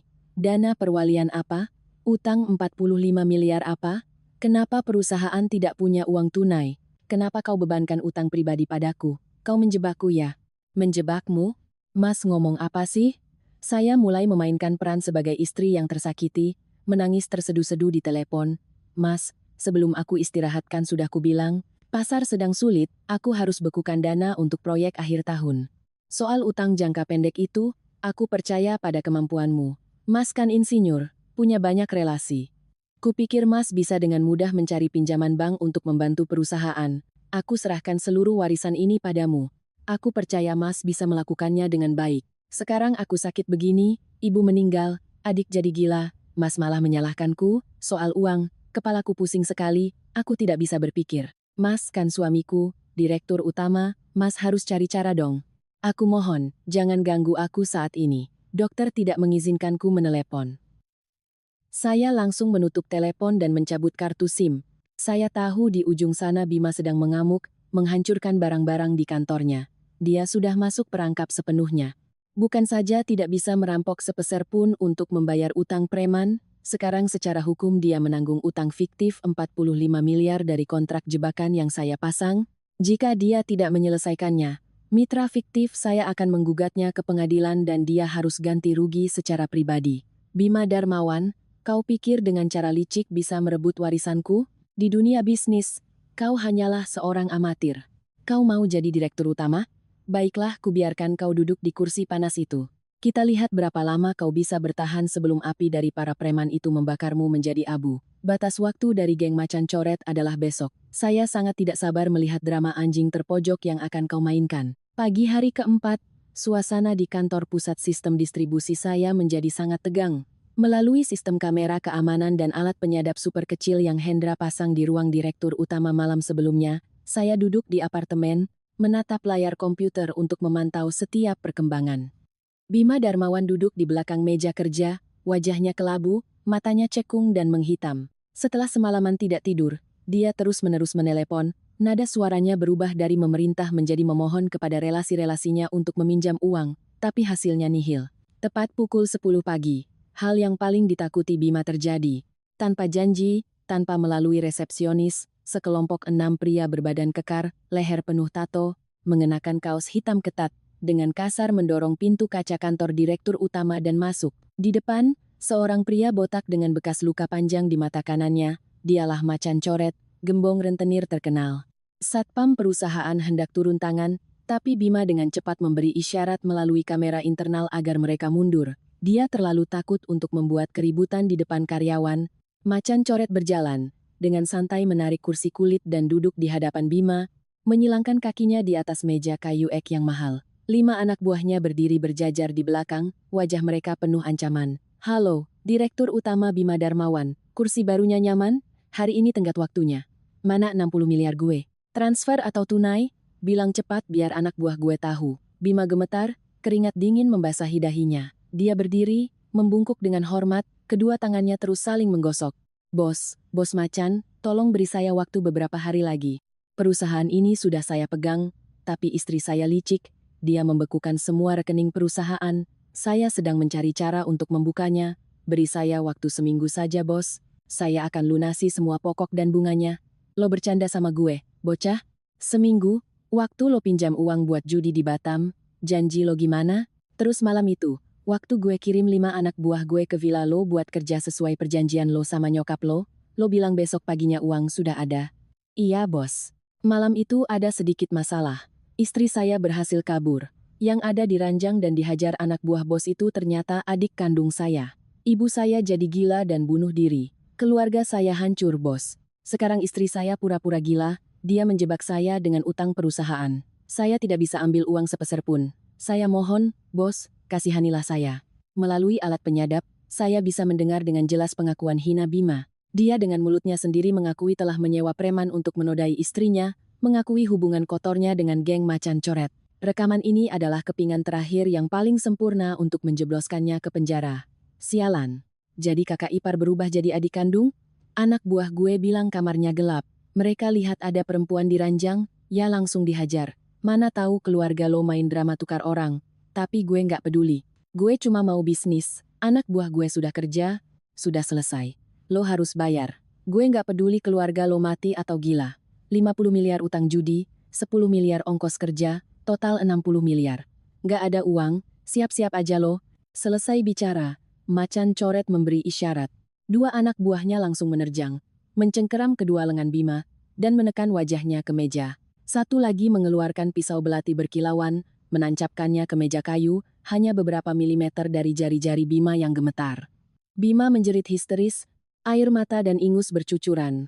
Bos macan, jangan potong tangan saya mohon, jangan bunuh saya. Beri saya 3 hari, tidak, 2 hari saja. Saya akan jual saham, saya akan pinjam dari rentenir lain untuk bayar bos. Saya janji. Bos, dengar baik-baik. Anjing. Gue kasih lo waktu tepat 48 jam. Lusa, kalau 60 miliar belum ada di rekening gue nggak akan potong tangan lo lagi. Tapi gue akan kuliti lo hidup-hidup dan lempar ke sungai Ciliwung. Dan gue akan sebar video anak buah gue mainin adik lo itu ke semua rekan bisnis lo. Kita lihat saja nanti muka direktur utama lo mau ditaruh di mana. Ingat, 48 jam. Macan coret menepuk-nepuk pipi Bima beberapa kali lalu memerintahkan anak buahnya melepaskannya. Gerombolan preman itu dengan santai berbalik dan keluar dari kantor, meninggalkan Bima terkapar di lantai, meringkuk seperti cacing yang diinjak-injak. Dia menangis histeris, kedua tangannya memegangi kepala, terus membenturkan dahinya ke lantai kayu. Dia telah terpojok, tidak ada jalan keluar. Aset perusahaan terkunci, utang preman menggantung di lehernya, hukuman mati sedang menghitung mundur. Duduk di depan layar komputer, saya menyesap teh. Rasanya pahit tapi meninggalkan rasa manis. Saya telah merekam seluruh gambar dan suara pemerasan brutal ini. Bima telah mencapai puncak kehinaan dan ketakutan. Dia telah merasakan nyawanya terancam, martabatnya diinjak-injak. Tapi itu belum cukup. 48 jam lagi. Ketika tenggat waktu para preman berakhir, saat itulah saya akan secara resmi menarik jala. Saya akan mengadakan rapat dewan direksi darurat di kantor itu. Saya akan mengundang polisi untuk hadir. Saya akan menunjukkan padanya bahwa wanita yang ingin dia bius dan hancurkan akan menjadi orang yang secara langsung menekan tombol untuk mengirimnya ke neraka, selamanya tanpa harapan. 48 jam hitung mundur dari geng macan coret akhirnya habis. Pagi itu, Jakarta diguyur hujan tiba-tiba. Langit kelabu seperti masa depan Bima Darmawan. Saya berdiri di depan cermin besar di apartemen penthouse saya, dengan hati-hati memoleskan lipstik merah menyala, mengenakan setelan putih yang dijahit dengan indah. Hari ini bukan hari kerja biasa, hari ini adalah hari pertempuran, hari di mana saya akan memaku paku terakhir di peti mati karier dan kehidupan pria kejam itu. Saya meletakkan tangan di perut saya yang sudah besar, tersenyum tajam. Sayang, ayo kita nonton pertunjukan. Di ruang rapat dewan direksi terbesar perusahaan, para pemegang saham utama, jajaran direksi, dan kepala departemen telah berkumpul sesuai panggilan darurat dari Bima. Melalui alat penyadap dan kamera keamanan, saya tahu persis apa yang akan dilakukannya. Dia terpojok, tidak bisa meminjam uang, tidak bisa menarik sepeser pun dari perusahaan. Dia akan menggunakan rapat ini untuk memanfaatkan ketidakhadiran saya, mengarang cerita tentang kondisi mental saya yang tidak stabil setelah syok kehilangan ibu dan adik ipar. Dari situ, dia akan meminta para pemegang saham untuk mencopot jabatan ketua saya, memberinya wewenang penuh agar bisa menjual saham dengan cepat untuk membayar utang. Bapak-bapak pemegang saham dan jajaran direksi sekalian, terima kasih atas kehadiran Anda dalam rapat darurat hari ini. Seperti yang kita semua tahu, keluarga saya baru saja mengalami musibah yang mengerikan. Ibu saya meninggal, adik saya dirawat di rumah sakit jiwa. Istri saya, Kirana, karena terlalu panik dan terguncang, kondisi mentalnya menjadi tidak stabil. Dia saat ini harus diisolasi untuk perawatan. Dia telah menandatangani surat kuasa penuh pengelolaan perusahaan kepada saya. Namun kondisi keuangan perusahaan sedang dalam kesulitan fiktif karena dia, dalam kondisi tidak sadar, telah membekukan semua dana. Untuk menyelamatkan perusahaan dari utang jangka pendek, saya dengan sangat memohon Dewan Direksi untuk memberikan suara mencopot jabatan ketua dari Kirana dan mengalihkan wewenang hukum penuh kepada saya, agar saya bisa segera menjual beberapa aset untuk mengatasi krisis. Pak Bima, kami turut berduka cita atas masalah keluarga Anda, tapi mencopot ketua Kirana adalah masalah besar. Surat kuasa Anda hanya bersifat sementara. Menjual aset perusahaan tidak bisa diputuskan terburu-buru seperti ini. Kami perlu bertemu langsung dengan ketua Kirana. Bapak-bapak tidak mengerti. Istri saya sudah gila. Psikolog bilang dia mengalami delusi, tidak bisa berkomunikasi normal lagi. Jika bapak-bapak tidak menandatangani mosi ini hari ini, perusahaan akan bangkrut. Kita semua akan kehilangan segalanya. Percayalah pada saya suaminya. Saya sedang berusaha menyelamatkan perusahaan ini. Tepat saat dia sedang berteriak-teriak, memainkan peran sebagai suami yang berbakti menyelamatkan perusahaan dari istri yang gila, pintu kayu besar ruang rapat terbuka lebar. Engselnya berderit memecah keheningan. Semua mata tertuju ke pintu. Saya melangkah masuk dengan anggun dan berwibawa. Di belakang saya ada Hendra, tim pengacara senior perusahaan, dan di luar koridor, ada orang-orang berpakaian sipil yang tidak Bima kenali. Saya berjalan lurus ke ujung meja tempat Bima berdiri terpaku, wajahnya pucat pasi. Matanya menatap saya seolah melihat hantu. Dia mundur selangkah, menabrak layar proyektor, mulutnya tergagap. Saya tersenyum cerah, menatap tajam seluruh pemegang saham. Maaf atas keterlambatan saya. Saya dengar ada yang menyebarkan berita saya gila dan ingin merampok perusahaan yang dibangun oleh orang tua saya.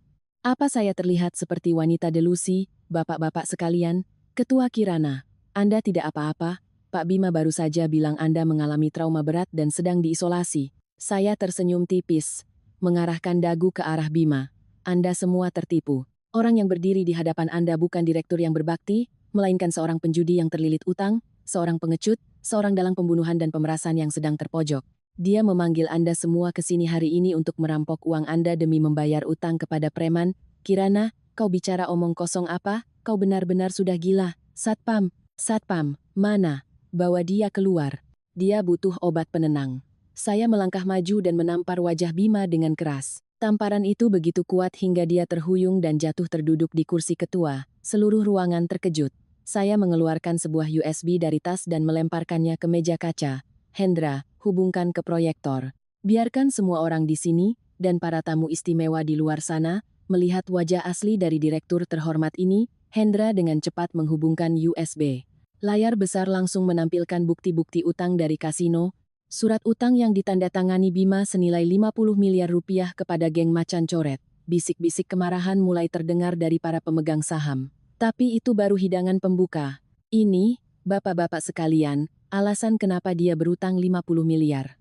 Dia menghabiskan uang perusahaan, menghabiskan kepercayaan saya di meja judi, dan ketika dikejar-kejar preman, dia memikirkan sebuah rencana brilian. Hendra memutar rekaman suara. Ruang rapat dipenuhi suara Bima dan Ibu Ratna yang merencanakan pembunuhan dengan obat bius di dalam sup sarang burung walet. Suaranya sangat jelas, nada Bima yang dingin memerintahkan ibunya untuk memaksa saya makan, membiarkan preman masuk menodai saya dan merekamnya untuk memeras saya. Selanjutnya adalah rekaman Bima memohon kepada macan koret mengakui telah menyewa 5 preman untuk memperkosa saya, dan bagaimana akhirnya adiknya sendiri yang menjadi korban. Ruang rapat meledak. Beberapa orang memukul meja dan berdiri, menunjuk wajah Bima dan memakinya. Rasa jijik tergambar jelas di wajah para pemegang saham senior. Bima meringkuk di kursinya. Kedua tangannya menutupi kepala, keringat bercucuran. Dia gemetar, terus-menerus bergumam menyangkal. Tidak, itu tidak benar. Jangan percaya padanya. Rekaman itu editan. Dia menjebakku. Kirana, kau terlalu kejam. Kau ingin menguasai semua harta, makanya kau memfitnahku. Memfitnah? Saya mendekatinya, mencondongkan tubuh ke meja, memaksanya menatap mata saya. Perlu aku putarkan juga rekaman CCTV kemarin, saat macan coret dan 5 anak buahnya datang ke kantor ini, menekanmu ke meja, menodongkan pisau ke tanganmu untuk menagih utang, saat kau mengakui pada preman-preman itu soal pertukaran korban, memohon waktu tambahan untuk menipu para pemegang saham di sini agar bisa menjual aset untuk membayar utang, semua bukti sudah kuserahkan ke polisi tadi malam. Bima Darmawan. Kau tidak bisa menyangkal lagi. Mendengar kata polisi, mata Bima melotot, napasnya seakan berhenti. Dia tahu jala yang telah saya tebar dengan susah payah telah ditarik, menjeratnya begitu erat hingga dia tidak bisa bergerak. Drama yang dimainkannya telah terkoyak, telanjang dan busuk di hadapan semua orang yang ingin ditipunya. Kekacauan di ruang rapat mencapai puncaknya. Caci maki dan hinaan menghujani Bima Darmawan. Dia meringkuk di kursi kulitnya, matanya liar mencari jalan keluar. Dia tiba-tiba berdiri, berniat lari ke pintu utama, melarikan diri dari neraka yang diciptakannya sendiri. Tapi belum sempat dia melangkah 3 kali, pintu ruang rapat kembali terbuka. Kali ini yang masuk bukan karyawan, melainkan 5 petugas dari Satuan Reserse Kriminal, berseragam lengkap, membawa surat perintah penangkapan. Semuanya tenang, kami dari kepolisian. Siapa yang bernama Bima Darmawan? Saya berdiri dengan tangan bersedekap, menunjuk pria yang gemetar hingga tak bisa berdiri tegak di sudut ruangan. Itu dia, Pak. Direktur boneka kami. Bima Darmawan, Anda ditangkap. Berdasarkan bukti-bukti yang sah dan laporan dari Ibu Kirana, kami secara resmi menahan Anda untuk penyelidikan atas tuduhan merencanakan pembunuhan, penganiayaan, merancang pemerkosaan, penipuan, dan keterlibatan dalam aktivitas rentenir dan perjudian ilegal. Dimohon untuk bekerja sama. Suara tegas komandan itu seperti vonis mati bagi Bima. Dia benar-benar hancur, kakinya lemas, dan dia ambruk ke lantai. Tidak ada lagi kesombongan, tidak ada lagi kepercayaan diri seorang pria yang bermimpi tentang triliunan rupiah. Dia merangkak di lantai, menuju para petugas polisi, kedua tangannya memohon, "Pak, saya dijebak. Saya tidak membunuh, saya tidak memperkosa siapapun. Itu ibu saya, benar, ibu saya yang melakukannya. Dia benci menantu saya. Jadi dia yang memanggil preman. Saya sedang dinas, saya tidak tahu apa-apa. Soal utang. Saya ditipu oleh geng macan koret. Tolong lepaskan saya. Kirana, katakan sesuatu. Kau tahu aku mencintaimu. Aku tidak akan pernah melakukan itu padamu. Dalih hinanya membuat seisi ruangan merasa jijik. Seorang pria yang tega menyalahkan ibunya yang sudah meninggal. Ibu yang karena keserakahan dan pembiarannya padanya harus bunuh diri. Dia benar-benar iblis berwujud manusia. Saya berjalan perlahan ke arahnya, membungkuk dan menatap wajahnya yang basah oleh air mata dan kehinaan. Mencintaiku? Kau mencintaiku dengan semangkuk sup sarang burung walet yang dibius? Kau mencintaiku dengan membukakan pintu untuk 5 preman masuk ke kamar tidurku? Bima Darmawan, rekaman percakapanmu dengan ibumu, percakapanmu dengan macan coret, kau sendiri yang merencanakan semuanya. Polisi sudah melakukan tes suara. Ibumu mati, adikmu gila. Semua itu adalah karma atas kehinaanmu. Jangan seret orang mati untuk lari dari tanggung jawab. Menjijikkan. Mendengar itu, Bima sadar semuanya sudah berakhir. Dia beralih memegangi ujung celana saya, menangis terseduh-seduh, membuang semua harga dirinya. Kirana, aku mohon. Aku bersujud padamu. Pikirkan anak di dalam kandunganmu. Dia tidak bisa lahir tanpa ayah. Dia tidak bisa punya ayah seorang narapidana. Maafkan aku. Aku akan pergi dari rumah ini tanpa membawa apa-apa. Aku akan pergi dari Jakarta. Tolong suruh polisi cabut laporannya, Kirana. Saya menarik kaki saya, menepuk ujung celana seolah baru saja disentuh sesuatu yang kotor. Saya tersenyum, senyum yang cerah tapi matanya sedingin es abadi. Kau salah, Bima.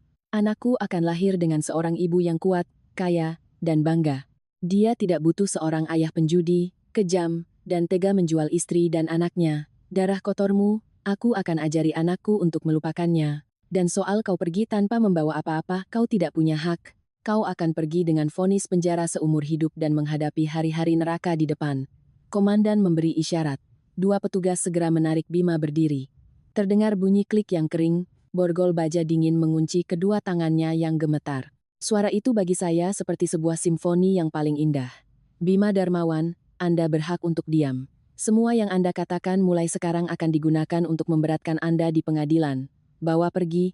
Sebelum digiring keluar, Bima menoleh ke arah saya. Tatapannya bukan lagi memohon, melainkan keputusasaan dan kegilaan seseorang yang tahu telah kehilangan segalanya.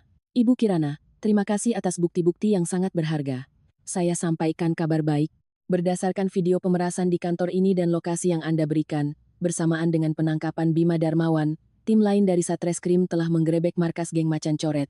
Macan Coret dan kelima anak buahnya yang terlibat dalam kasus di villa malam itu telah kami tangkap.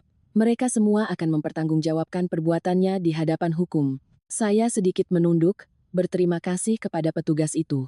Akhirnya, jala ini telah menjaring semuanya tanpa sisa. Dari dalang hingga para eksekutor brutal, semuanya harus menanggung akibatnya. Bima digiring melewati koridor perusahaan, melewati ratusan karyawan yang menatapnya dengan jijik dan ngeri. Dia menundukkan kepala, menyeret kakinya yang berat menuju mobil tahanan yang menunggu di lobi.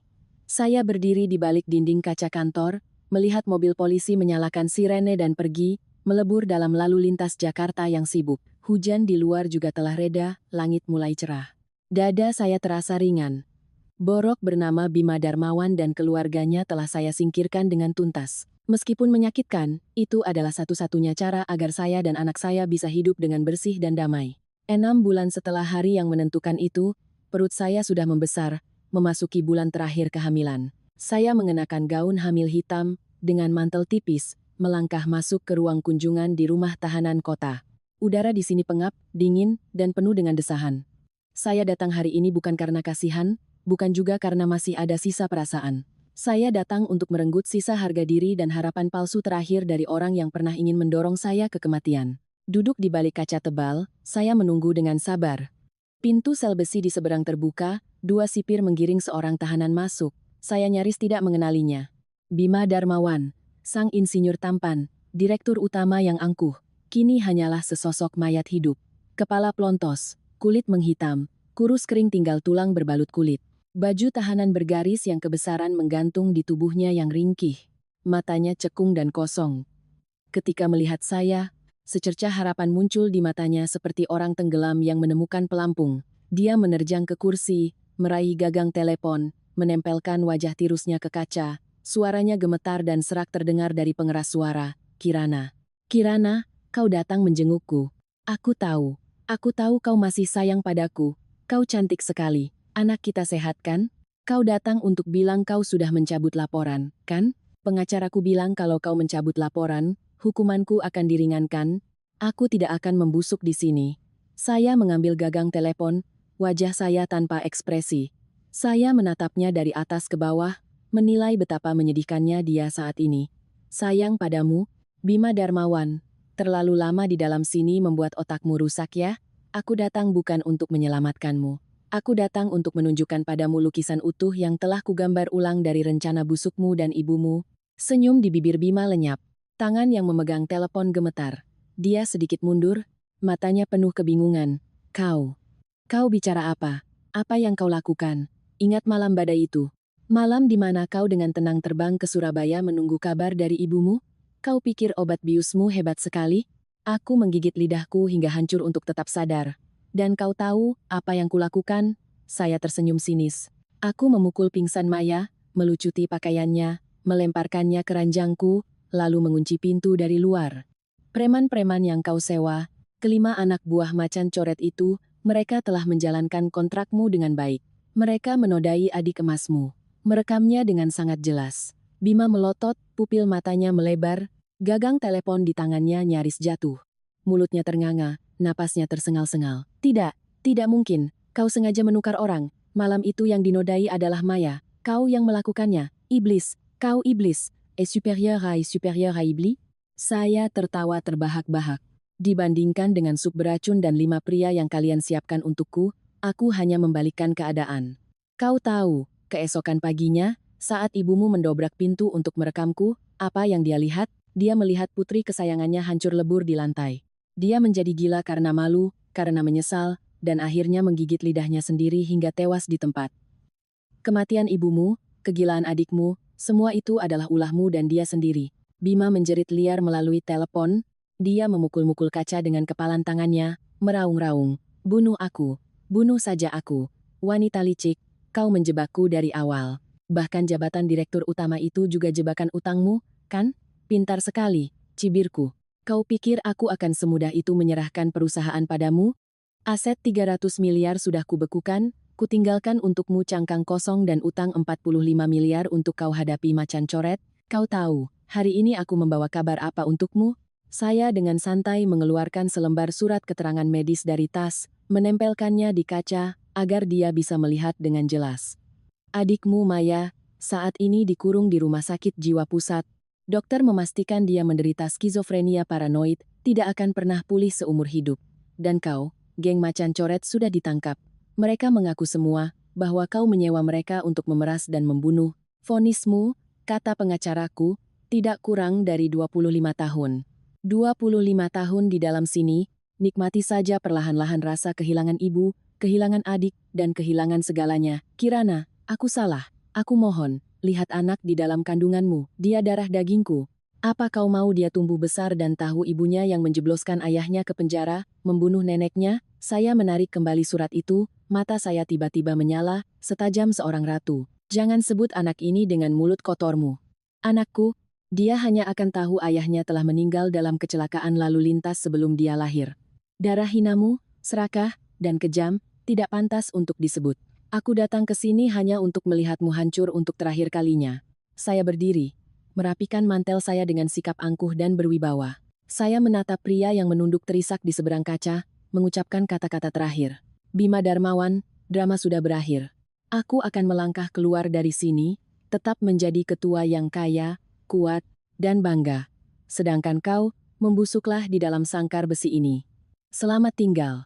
Saya membanting gagang telepon, berbalik, dan berjalan pergi. Jeritan putus asa dan suara pukulan di kaca terdengar di belakang saya, tapi saya tidak menoleh sekalipun. Melangkah keluar dari gerbang penjara, sinar matahari yang cerah menyinari tubuh saya, menghangatkan kehidupan yang bergerak di dalam perut saya. Angin sejuk bertiup, menerbangkan semua dendam kelam masa lalu. Hukum karma telah menjalankan keadilannya dengan cara yang paling kejam namun sempurna. Yang jahat akan mendapat balasannya. Dan saya, seorang ibu, seorang wanita yang pernah didorong ke jurang kematian, telah bangkit dengan kekuatan sendiri, menginjak-injak para iblis untuk merebut kembali kehidupan yang cemerlang untuk diriku sendiri. Melangkah keluar dari gerbang besi berat dan berkarat rumah tahanan kota, saya mengangkat kepala dan menghirup napas dalam-dalam. Udara segar pagi Jakarta memenuhi paru-paru saya, membawa aroma bunga Kamboja yang baru gugur di trotoar. Langit hari ini tinggi dan biru, tanpa jejak badai kelam. Saya mengelus perut saya yang sudah bulat di bulan ke-8. Makhluk kecil di dalam seolah merasakan ketenangan ibunya, menendang dengan kuat dan penuh semangat. Semua beban, semua dendam, semua intrik, secara resmi telah kutinggalkan di belakang. Mulai saat ini, Hidup saya dan putri saya telah dibersihkan sepenuhnya. Mbak Kirana, mobil sudah siap. Dewan Direksi sedang menunggu Mbak di perusahaan untuk mengesahkan resolusi ekspansi jaringan distribusi ke wilayah Indonesia Tengah. Semua prosedur penjualan villa lama di Permata Hijau juga sudah selesai pagi ini, uangnya sudah masuk ke rekening Mbak. Kerja bagus, Hendra.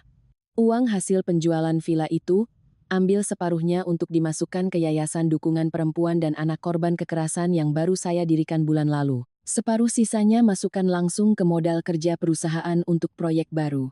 Saya tidak mau menyimpan sepeser pun uang yang berbau keluarga kotor itu. Rumah itu pernah menjadi kuburan cinta dan kepercayaan saya. Sekarang biarlah menjadi batu bata untuk membangun kembali kehidupan wanita-wanita lemah lainnya. Semua jejak Bima Darmawan dan Ibu Ratna di dunia ini, bagi saya, harus dihapus bersih. Baik, Mbak, akan segera saya laksanakan. Mengenai kasusnya, pagi ini Mahkamah Agung telah menolak banding Bima Darmawan. Vonis 30 tahun penjara atas tuduhan pembunuhan, penipuan, pemerasan, dan perjudian tetap berlaku. Aset pribadinya yang sedikit sudah disita oleh bank untuk membayar sebagian utang kepada mitra yang ditipunya. Dia resmi bangkrut dan menanggung utang besar yang tak akan pernah terlunasi. Geng Macan Coret juga sudah divonis 15 hingga 20 tahun penjara. Masyarakat telah dibersihkan Mbak, 30 tahun penjara. Vonis itu untuk orang sekejam dia masih merupakan kemurahan hukum. Tapi 30 tahun hidup di balik 4 dinding dingin, makan nasi penjara, memakai baju bergaris, diinjak-injak oleh tahanan lain, dan setiap malam harus menghadapi pengadilan nuraninya sendiri, itulah hukuman yang paling kejam. Dia akan menua perlahan-lahan, membusuk di penjara, menggerogoti rasa sakit kehilangan ibu, adik, dan seluruh kekayaan yang pernah ingin direbutnya. Dia pernah berpikir dirinya adalah pemburu yang paling cerdas, tapi pada akhirnya dia menjeratkan lehernya sendiri ke dalam jerat yang ditenun oleh keserakahannya. Ketua Kirana, saya baru saja menerima laporan berkala dari Rumah Sakit Jiwa Pusat. Pasien Maya Anggraini menunjukkan tanda-tanda menyakiti diri yang lebih serius. Dia terus berteriak di malam hari, membenturkan kepala ke dinding, dan mencakar tubuhnya sendiri setiap kali melihat dokter pria masuk.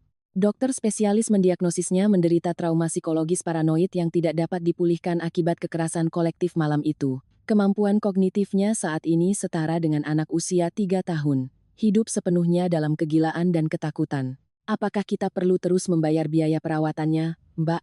Hentikan semua sumber pendanaan biaya perawatan dari dana anonim kita, Hendra. Saya bukan seorang dermawan, dan saya tidak punya kewajiban untuk menanggung orang yang pernah bersekongkol dengan kakak dan ibunya untuk menghancurkan saya. Biarkan dia hidup dari tunjangan sosial untuk pasien jiwa tunawisma. Kejilaannya adalah harga yang harus dibayar untuk kesombongan, keserakahan, dan kekejamannya. Dia pernah menatap lemari pakaian bermerek saya dengan tatapan iri, pernah tersenyum puas saat merencanakan jalan bagi preman masuk ke kamar saya. Sekarang, satu-satunya yang bisa dia kenakan adalah baju pasien rumah sakit jiwa, dan satu-satunya yang bisa dia hadapi setiap hari adalah dinding berlapis busa untuk mencegah bunuh diri. Yang jahat akan mendapat balasannya. Hukum Tuhan tidak pernah meleset. Mengenai Ibu Ratna, wanita yang dengan kejam menyajikan semangkuk sup sarang burung walet beracun kepada menantunya, makamnya terletak dingin di sebuah pemakaman tanpa nama di pinggiran kota, rumput liar tumbuh subur, tanpa ada yang menziarahi. Putra emas yang sangat disayanginya, yang demi merampas harta untuknya, dia rela mengabaikan semua moral, kini menjalani hukuman 30 tahun penjara.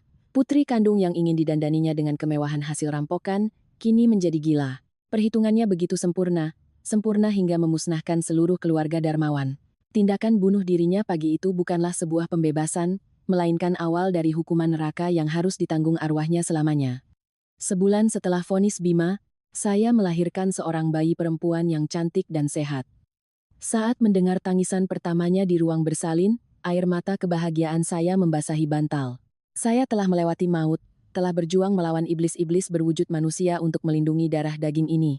Saya menamainya Anindya Damai. Saya ingin hidupnya kelak selalu damai dan tenteram, tidak pernah tersentuh oleh tipu daya, kebohongan, dan kekejaman dunia.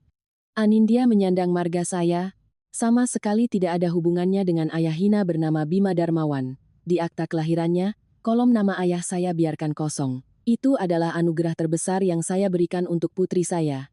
Membersihkannya dari benih dosa agar dia bisa tumbuh dalam kebanggaan dan cinta kasih mutlak dari ibunya. Perusahaan saya, setelah menyingkirkan duri bernama Bima, berkembang pesat. Ketegasan, ketenangan, dan keberanian saya dalam menangani krisis membuat para pemegang saham dan mitra bisnis sangat hormat. Mereka tidak lagi memandang saya sebagai wanita yang mewarisi kekayaan orang tua, melainkan sebagai seorang Sri Kandi sejati di dunia bisnis. Saya memperluas skala bisnis, mengakuisisi sejumlah agen distribusi besar dan kecil, membuat pendapatan meroket 3 kali lipat hanya dalam setahun. Saya membeli sebuah penthouse di lantai teratas gedung pencakar langit termahal di Jakarta, tempat di mana saya bisa memeluk putri saya, memandang seluruh kota yang gemerlap di malam hari. Dari atas sini, intrik dan tipu daya manusia terasa begitu kecil dan tidak berarti. Bapak, Ibu, dan saudara-saudari sekalian, hari-hari badai yang mengerikan itu kini telah berlalu, menyisakan ruang untuk kedamaian yang tak ternilai. Setiap pagi terbangun, memeluk Anindya yang mungil, memandang kota yang tenang dalam selimut mentari pagi dari balkon yang berangin, saya merasakan kelegaan yang luar biasa. Melihat kembali perjalanan berdarah dan penuh air mata yang telah saya lalui, dari seorang wanita yang hanya tahu bersembunyi di balik cangkang kesabaran, selalu percaya buta pada ikatan keluarga palsu, saya harus melalui sebuah metamorfosis yang menyakitkan. Saya harus merobek kulit kelemahan saya, menghancurkan belenggu kepasrahan untuk menjadi manusia yang sama sekali berbeda. Rasa sakit dikhianati oleh suami sendiri, kekejaman yang mengerikan dari orang-orang yang mengaku keluarga, pernah membuat saya nyaris jatuh ke dasar jurang. Tapi seperti yang Anda lihat, seekor cacing pun akan menggeliat jika diinjak, dan seorang ibu ketika didorong ke titik terendah untuk melindungi buah hatinya, akan memiliki kekuatan seorang pejuang abadi. Di puncak bahaya, saya tidak memilih untuk berteriak, menangis, atau meratapi nasib. Saya memilih untuk bangkit, menggunakan ketenangan pikiran, ketajaman akal, dan kekuatan hukum untuk membersihkan hidup saya sendiri. Kini, di dalam jiwa saya tidak ada lagi tempat untuk kebencian. Karena kebencian pada akhirnya hanyalah racun yang membunuh diri sendiri. Saya memilih untuk melepaskan, bukan karena berbaik hati memaafkan iblis-iblis itu, melainkan untuk membebaskan jiwa saya sendiri, agar hati ini hanya memiliki ruang untuk cinta dan kehidupan yang baik. Melalui kisah pahit hidup saya ini, saya memetik pelajaran hidup yang mendalam, yang mungkin harus diresapi oleh setiap wanita. Kita terlahir dengan hati yang sensitif, selalu diajari oleh masyarakat bahwa wanita harus lembut, harus pasrah, harus sabar demi menjaga keharmonisan keluarga, demi memenuhi kewajiban sebagai menantu dan istri. Namun, kesabaran hanya berharga jika diberikan kepada orang yang tahu cara menghargai dan memahami. Ketika kemurahan hati Anda dijadikan batu loncatan untuk keserakahan, ketika pengorbanan Anda dianggap sebagai hal yang biasa, maka kesabaran itu menjadi racun yang perlahan-lahan menghancurkan hidup Anda. Wahai para wanita, jangan pernah biarkan diri Anda jatuh ke dalam tragedi ketergantungan, baik secara materi maupun emosi. Baju zirah terkuat di dunia ini yang melindungi Anda dari badai bukanlah janji setia seorang pria, bukan pula gelar menantu berbakti atau istri saleha yang diberikan orang, melainkan kemandirian finansial dan kewarasan akal sehat. Ketika Anda menguasai uang hasil jerih payah Anda sendiri, Anda akan menguasai suara, hak untuk memutuskan, dan martabat Anda. Jika hari itu saya hanyalah seorang wanita lemah yang bergantung pada gaji suami, apakah saya bisa dengan kuat menghancurkan jebakan kejam itu, ataukah saya akan menjadi mayat hidup yang menanggung aib di tangan para preman? Jangan pernah takut dicap sebagai wanita perhitungan. Lebih baik perhitungan untuk melindungi keringat, air mata, dan darah daging Anda, daripada hidup naif dan bermimpi lalu ditipu oleh orang-orang serakah hingga hancur lebur. Hidup ini selalu memiliki neraca keadilan yang tak terlihat namun sangat adil, yaitu hukum karma. Mereka yang sengaja menabur kebohongan, menggunakan cara paling hina untuk mencelakai orang lain, merampas apa yang bukan miliknya, pada akhirnya harus membayar dengan kebebasan, dengan darah, dan dengan sisa hidup yang gila dalam kegelapan. Semangkuk sup sarang burung walet beracun yang disajikan oleh ibu mertua saya, pada akhirnya menjadi kuburan bagi seluruh keluarganya. Pria bejat yang pernah merencanakan menjual istri dan anaknya, kini harus menghitung hari-harinya membusuk di balik jeruji besi. Yang jahat akan mendapat balasannya. Jala Tuhan, meskipun renggang, tidak pernah melewatkan siapapun. Oleh karena itu, meskipun melewati hal-hal terburuk, terluka paling dalam, kita jangan pernah kehilangan kepercayaan pada keadilan dan kebaikan yang masih ada di dunia ini. Bapak, Ibu, dan para pendengar yang terhormat. Setiap cerita yang berlalu tidak hanya meninggalkan nada-nada melankolis, tetapi juga menjadi cermin bagi kita untuk merefleksikan hidup kita sendiri. Saya menceritakan sudut gelap ini bukan untuk menebar ketakutan akan pernikahan atau kehilangan kepercayaan pada manusia. melainkan untuk menyalakan api keberanian bagi mereka yang sedang buntu. Jika Anda yang sedang mendengarkan ini merasakan bayangan diri Anda dalam kepasrahan, dalam ketidakadilan yang menyesakan, mohon, beranilah dan kuatkan diri Anda. Hiduplah seperti setangkai mawar yang indah, anggun, dan cemerlang, tetapi selalu memiliki duri-duri tajam untuk melukai tangan kotor manapun yang berani menginjak-injaknya. Jika cerita saya hari ini menyentuh hati Bapak, Ibu, dan saudara-saudari sekalian, jika ini memberi Anda simpati, pelajaran, atau sedikit kekuatan untuk lebih mencintai diri sendiri, mohon berikan suka dan bagikan video ini kepada orang-orang di sekitar Anda. Siapa tahu, ada seseorang di luar sana yang sedang rapuh dan sangat perlu mendengar kata-kata ini untuk bangkit dan memulai kembali hidupnya. Apapun pemikiran atau perasaan Anda tentang cerita ini, tentang hukum karma, atau tentang cara sang tokoh utama menyelesaikan masalahnya, silakan bagikan di kolom komentar. Pikiran dan simpati Anda selalu menjadi sumber motivasi terbesar bagi tim kami. Dan jangan lupa untuk berlangganan kanal ini, nyalakan lonceng notifikasi di sampingnya, agar kita bisa terus bersama dalam kisah-kisah kehidupan yang mendalam, sudut-sudut gelap keluarga, dan pelajaran hidup yang berharga di video-video selanjutnya. Badai pasti akan berlalu. Setelah hujan deras, langit pasti akan cerah kembali. Saya sampaikan doa tulus saya kepada semua wanita dan semua pendengar setia. Semoga Anda semua selalu memiliki kepala yang dingin, hati yang hangat, dan kemandirian yang membanggakan untuk berjalan dengan percaya diri di jalan Anda sendiri, dan memiliki kehidupan yang utuh, damai, dan bahagia. Selamat tinggal, saya kirimkan ribuan pelukan hangat untuk Anda semua, dan sampai jumpa di cerita-cerita selanjutnya. Bapak, Ibu, dan para pendengar yang terhormat. Setiap cerita yang berlalu tidak hanya meninggalkan nada-nada melankolis yang menyentuh hati, tetapi juga menjadi sebuah cermin refleksi bagi kita untuk berkaca pada kehidupan kita sendiri. Saya menceritakan sudut kelam ini bukan untuk menebar ketakutan akan pernikahan atau menghilangkan kepercayaan pada sesama manusia, melainkan dengan harapan untuk menyalakan api keberanian bagi siapapun yang sedang merasa buntu. Jika Anda yang sedang mendengarkan curahan hati ini dan menemukan bayangan diri Anda dalam kepasrahan dan ketidakadilan yang menyesakkan di dalam rumah tangga, mohon, beranilah dan kuatkanlah diri Anda. Hiduplah seperti sekuntum mawar yang indah, anggun, dan cemerlang, namun selalu siap dengan duri-duri tajamnya untuk melukai tangan kotor manapun yang berani mencoba merusaknya. Jika cerita saya hari ini menyentuh hati Bapak, Ibu, dan saudara-saudari sekalian, jika cerita ini memberikan Anda rasa simpati, sebuah pelajaran, atau sedikit kekuatan untuk lebih mencintai diri sendiri, maka mohon berikan tombol suka dan bagikan video ini kepada orang-orang di sekitar Anda. Siapa tahu, ada seseorang di luar sana yang sedang rapuh dan sangat membutuhkan kata-kata ini untuk bangkit dan memulai kembali hidupnya.